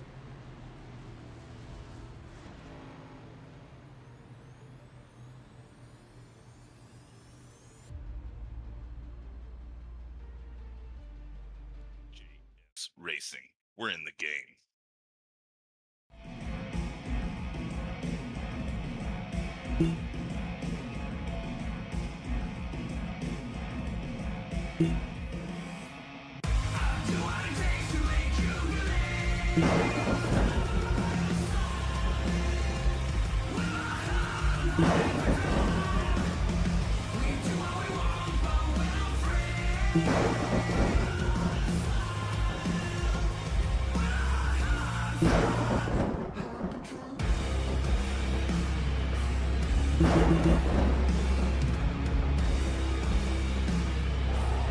Gentlemen, start your engine!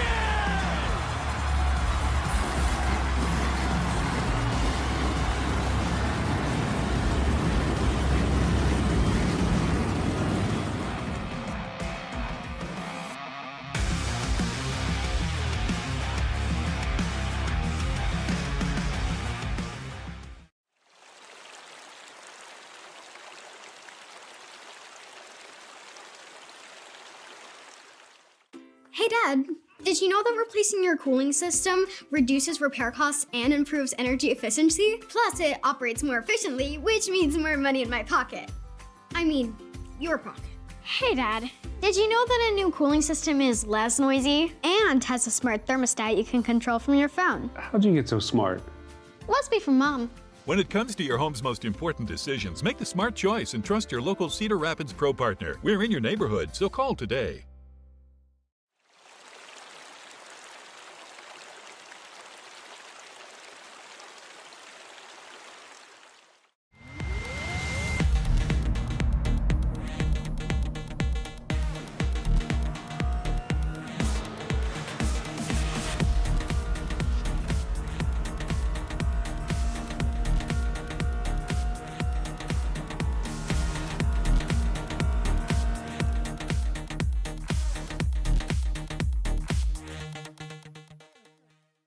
JS Racing. We're in the game.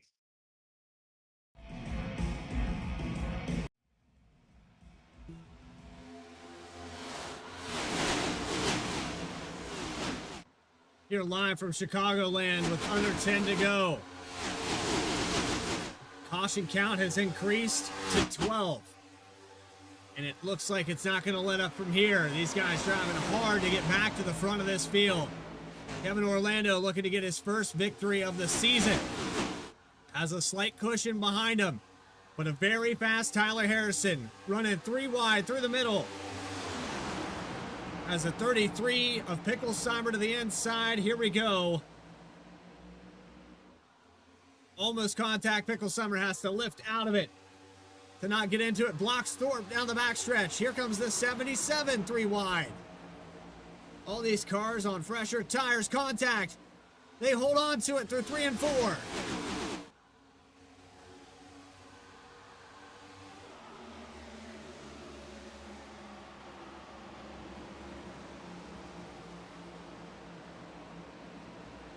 It's a handful for Harrison, but he's going to make it to 3rd spot. Can he get the job done? Has 2 more cars to pass.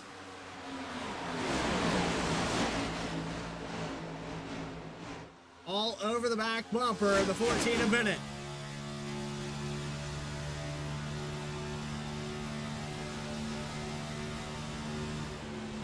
Harrison, stage 1 winner.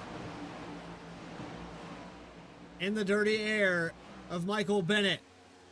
The 9 of Jeremy Burns works his way to the top 10. Contact with the wall in the background. That's Michael Cole and Matt Robinson. Carter Lenz, who held on to it, fighting for a top 10.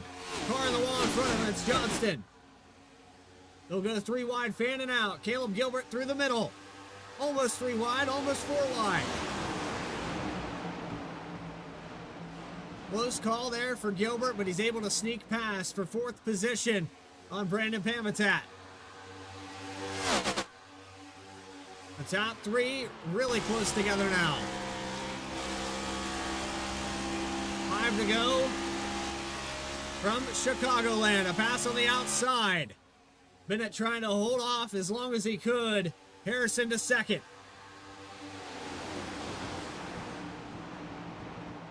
still holding on, though. As Bennett pushes the inside line as long as he can. It gets clear. Harrison going to set his sights on the lead now.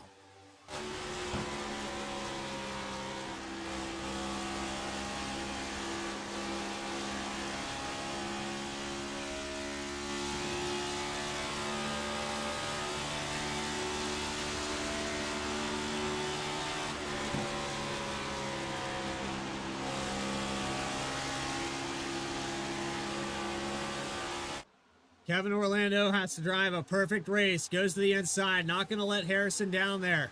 But I think the outside's where he should be concerned.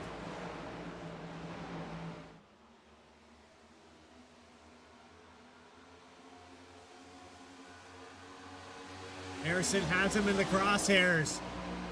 Orlando last time by a tenth slower. And the caution comes out. Alex Forget loses it, has contact with a 3, and we're into green-white checkered territory.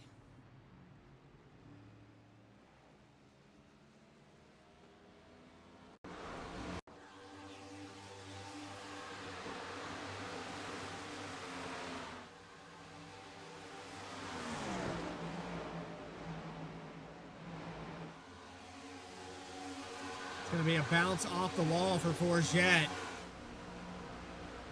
Remember, Keith able to avoid it.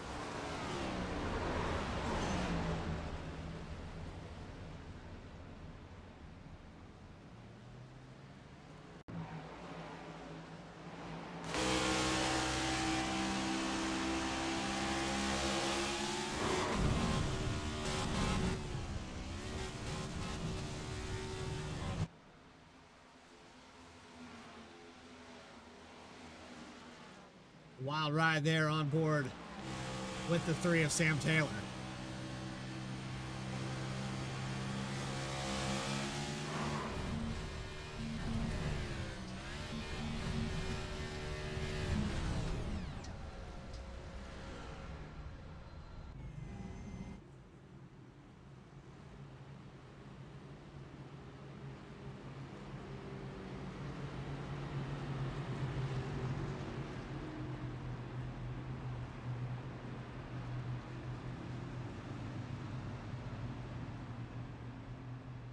So with the extension of this race, Kevin Orlando just has to drive perfect for 2 laps to hold off Tyler Harrison.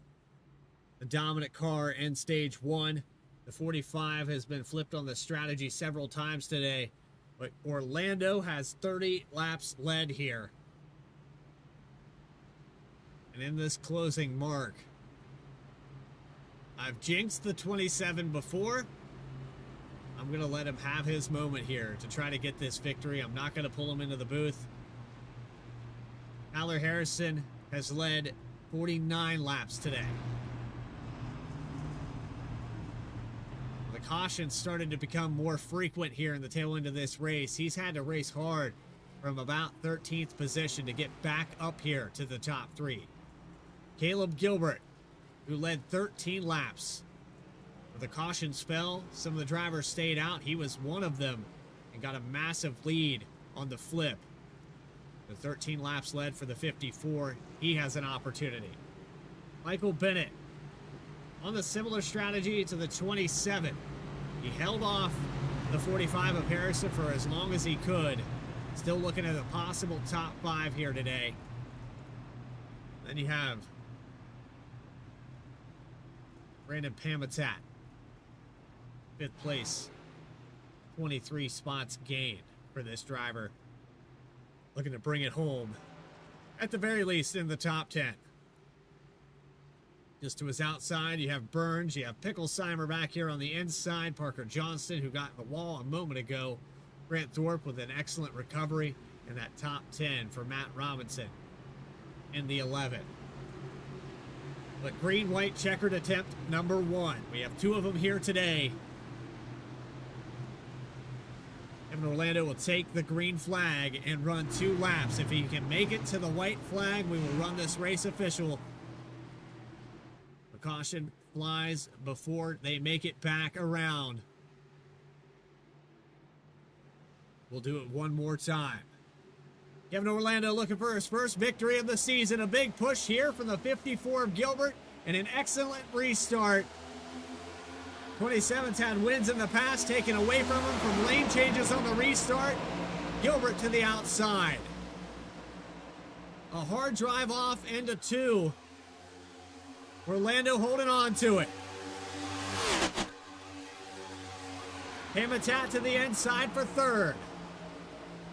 Harrison did not get a good restart. Here comes Gilbert to the high line. Down to the bottom. White flag in the air. One more time around. Presented by Earhart Homes. Love where you live. Kevin Orlando going to do everything he can. He makes a door touch to Caleb Gilbert. He's going to keep the momentum. Pulls the side draft into 3. Rewind for the lead. Oh, and he gets loose. Harrison to the outside. Orlando sideways. Pam attack. Cars crashing everywhere behind him. And Caleb Gilbert will win at Chicagoland.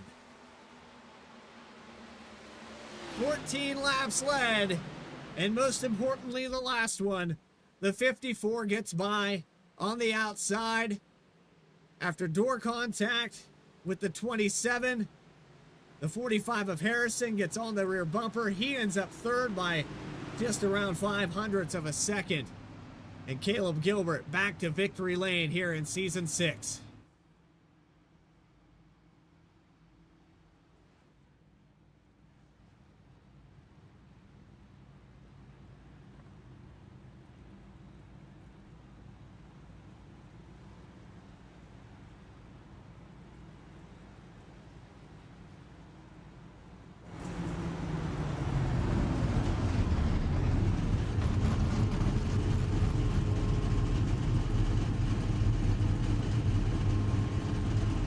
Brandon Pamatat with a 2nd place finish.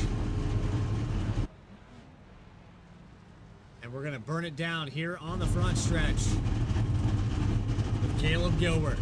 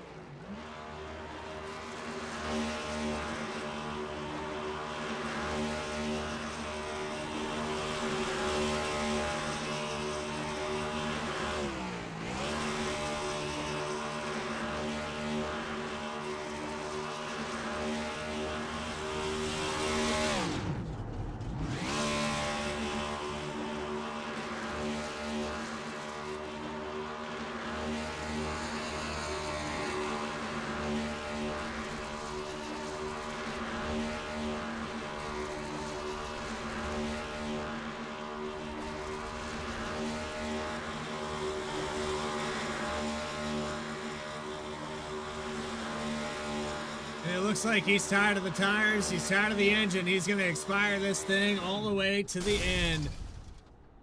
Caleb Gilbert blows it up on the front stretch. Caleb Gilbert, it's Bradley Cooper in the Vspeed booth. Do you got a copy? Ooh, I got you loud and clear. Well, Caleb, I tell you what, this one was never a give me. You were on the flip strategy. We saw you take the lead there. It ran about 15 or 13 laps there at the midway point, but then the race flips again. We just had flip after flip where cautions changing the strategy. You're able to overcome that, put yourself in a must-win situation there. Yeah, that was a crazy race. I hate that it was a caution fest there towards the end. My strong point was the long run, and I kind of had to just say, we're going to send it, and we're going to go as hard as we can. I kind of had a really good line figured out, running the top in 1 and 2, bottom in 3 and 4. But yeah, when that caution came out, I had just pitted from the lead, and obviously I knew I was going to cycle out to like 10th, but I was going to have a way better tire situation to the end. The ability to cut it in half, take two.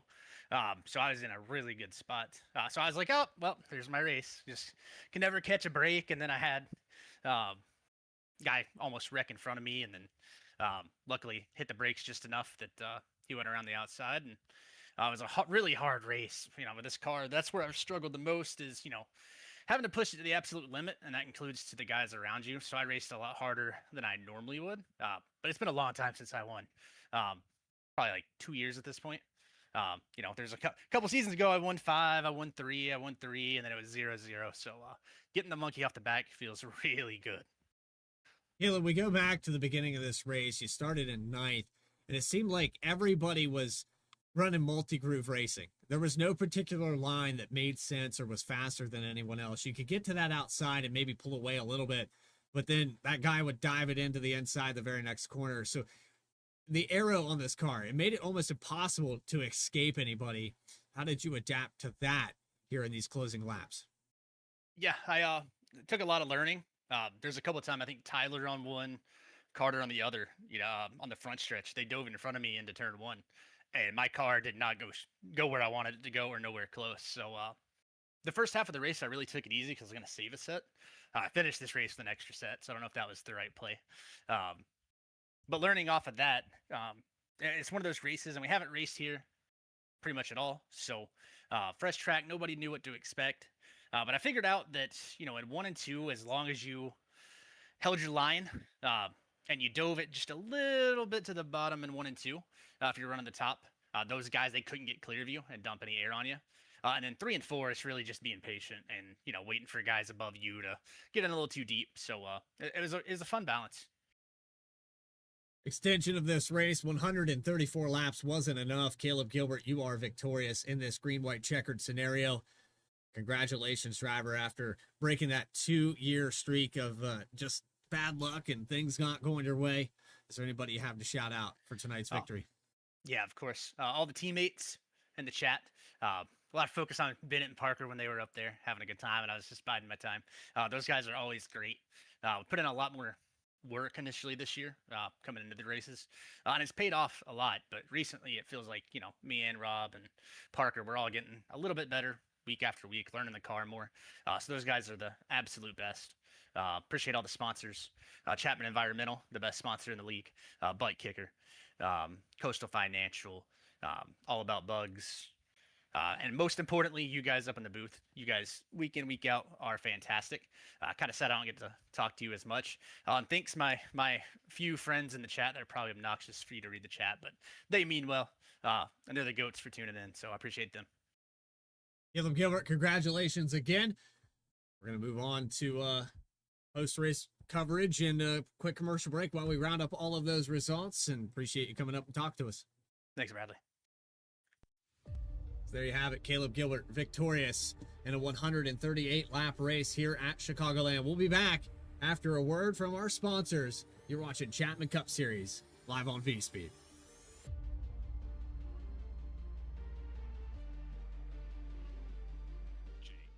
Racing. We're in the game.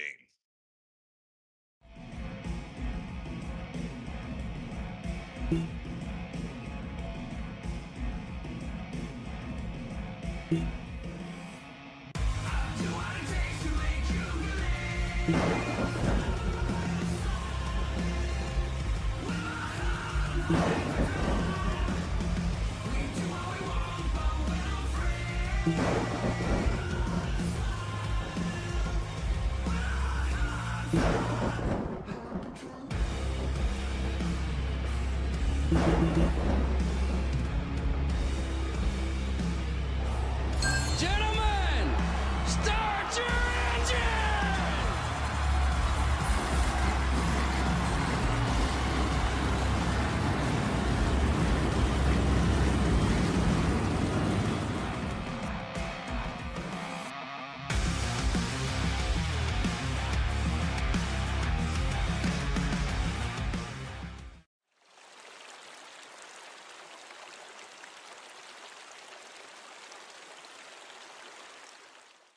Hey, Dad, Did you know that replacing your cooling system reduces repair costs and improves energy efficiency? Plus, it operates more efficiently, which means more money in my pocket.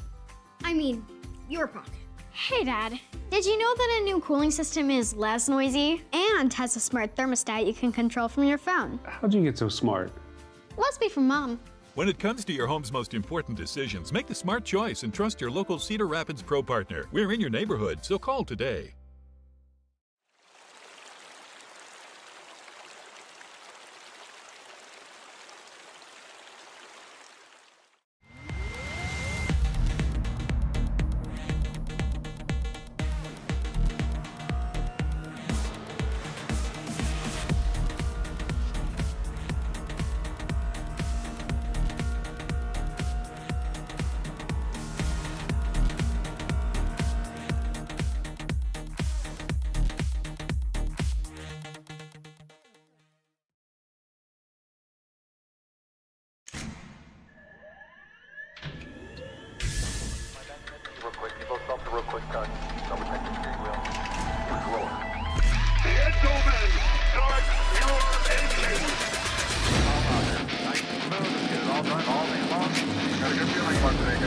Donnie Kite's gonna get through it all and score his first career win in the Saturday Night Racing League Cup Series. What a finish! It's too little, too late from behind, and Sebastian Marin, your first repeat top split winner of the qualifying series. I knew it was just a matter of time when Hunter Sr. is victorious. Josh Adams taking the win at Iowa. Juicy Spider Motorsports takes home the 1-2-3 finish.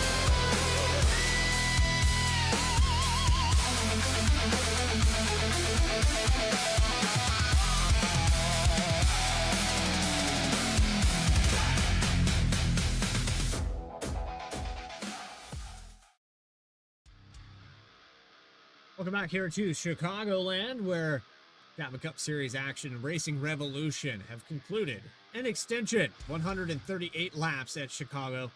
And I tell you what, Caleb Gilbert broke the streak. Feels pretty good after 2 years hiatus in victory lane.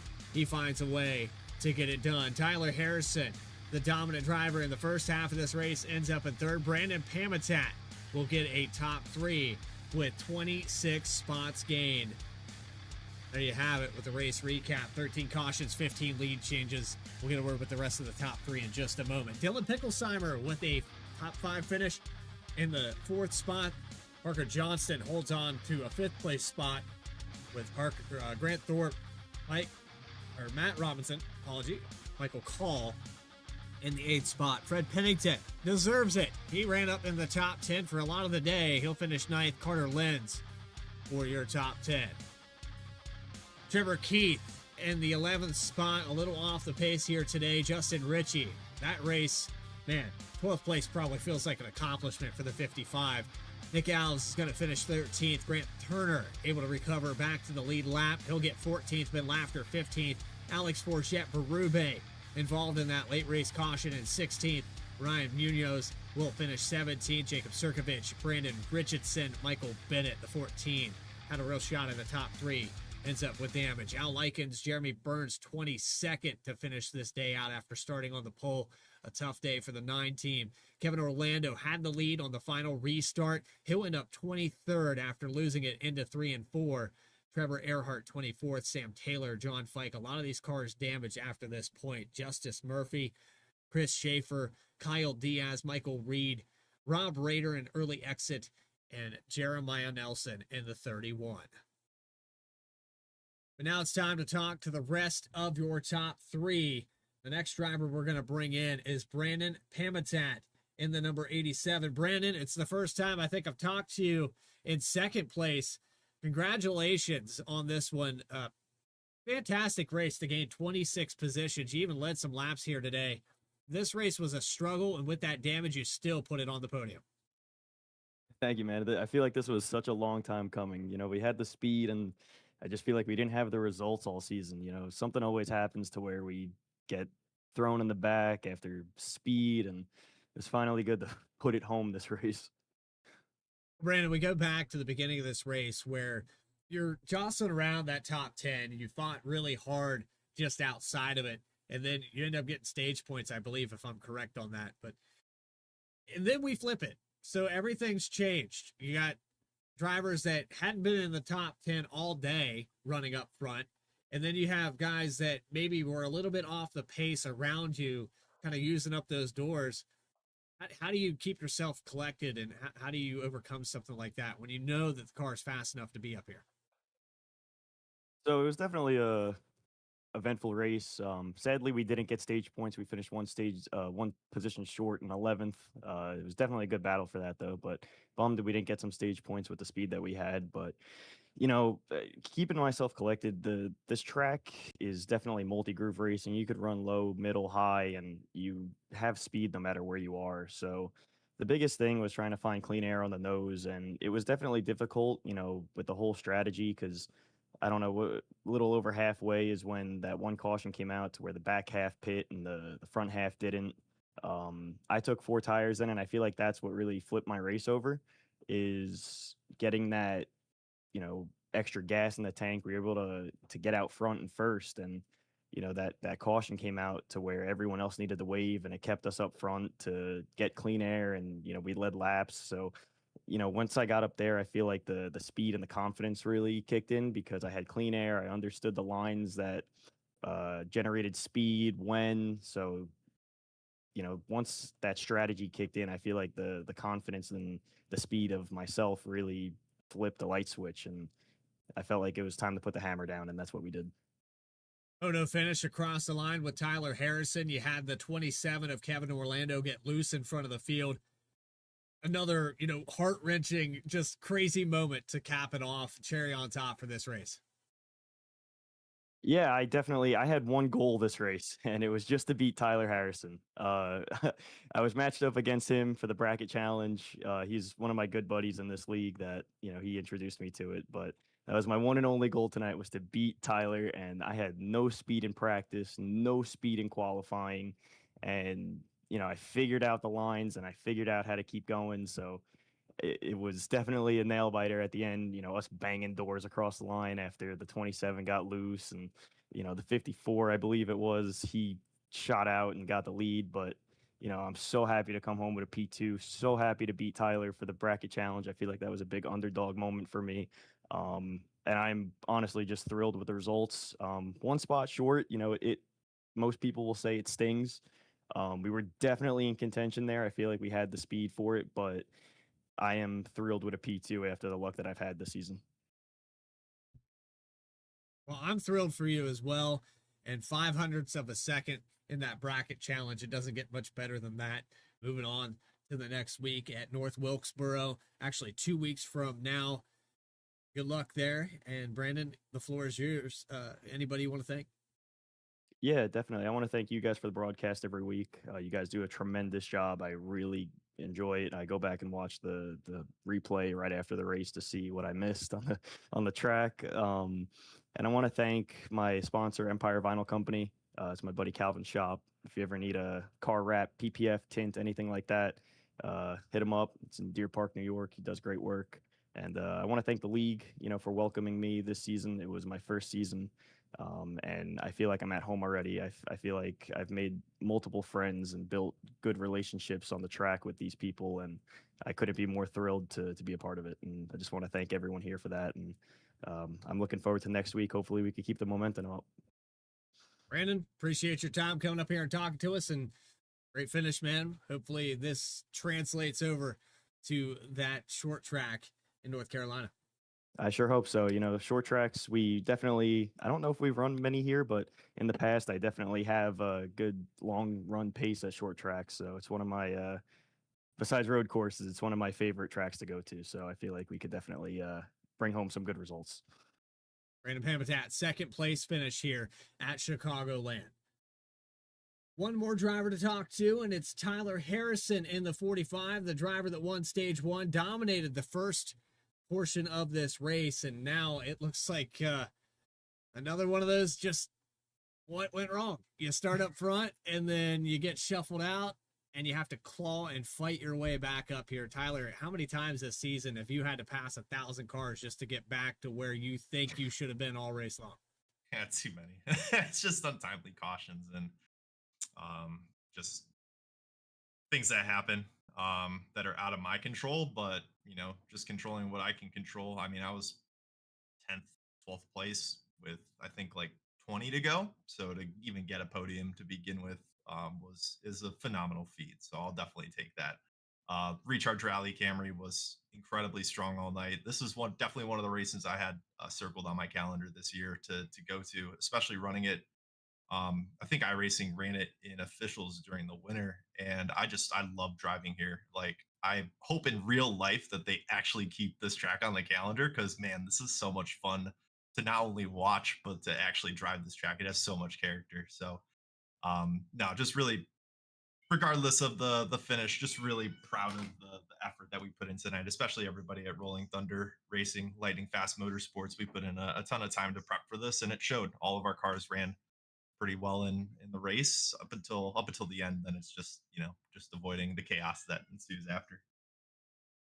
Go back to the beginning. You had stage one victory. You had dominant performance, the clean air, everything's working out. It feels good. I mean, you go out there, you take the lead from the guy that everybody talks about in the chat and in this broadcast, but then you go up there, snag the lead away, and drive away from him like he's not even there. It's got to feel like, man, it's so surreal to end up with just a third place finish when you had so much speed like that.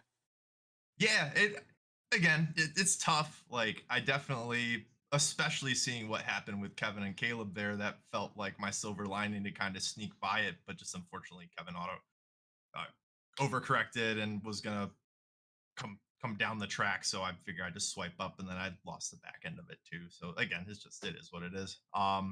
Yeah, it's tough. Like it definitely feels like one of those races where I should have won it, but given the circumstances, I got nothing to be really upset about.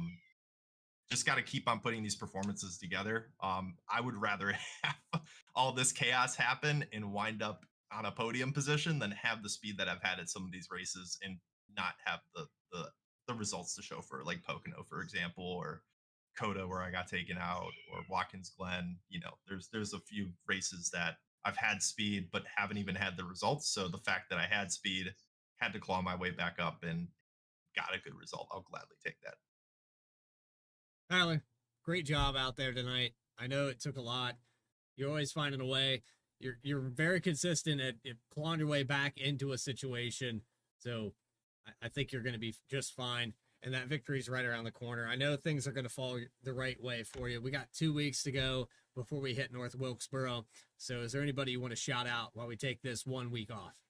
For sure. Yeah, everybody who watches, greatly appreciate all the support from everybody that watches the races back here, and of course to everybody that sponsors the car, from Recharge Rally, Avid Studios, Mr. Detail, Everlast Tattoo, my buddy Chad, 1922 Coffee and Brew, and then C2C Transport, my good friend Ryan, and Miranda, his wife, Hair by Miranda, as well as a good sponsor. Everybody that I said at Lightning Fast and Rolling Thunder, we always put in the work week in and week out to make sure we're prepped for these races, and it always shows every week. So really happy to have that group together in that alliance. And then of course everybody that sponsors the league as well too. Jesus Christ.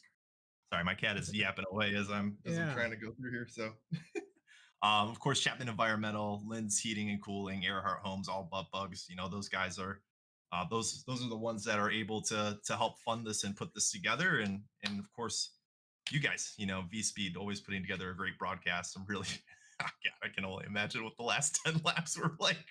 That's going to be fun to go back and watch that. So, yeah, take a nice week off. Just regroup and hopefully put on a really good show for North Wilkesboro. Recharge Rally will be sponsoring that. So definitely going to put in as much time as I can to prep for that. And hopefully that's one that doesn't get away. I would love to get AJ and Ryan to win.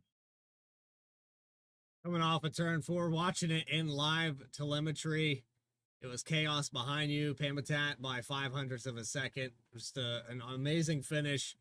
And again, thank you for coming up here and talking to us. I hope that, in 2 weeks when Recharge Rally comes out there, we see the same action continue. Appreciate you coming up here and talking to us, Tyler.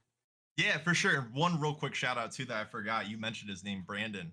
Brandon is acquaintance with a good real life buddy of mine, Jay, and I got him and Ryan Munoz to join the league. And they both have serious speed, so it's awesome to see Brandon. Granted, it's just a little bittersweet because he knocked me out of the bracket and definitely was talking some smack in post race how he finally beat me.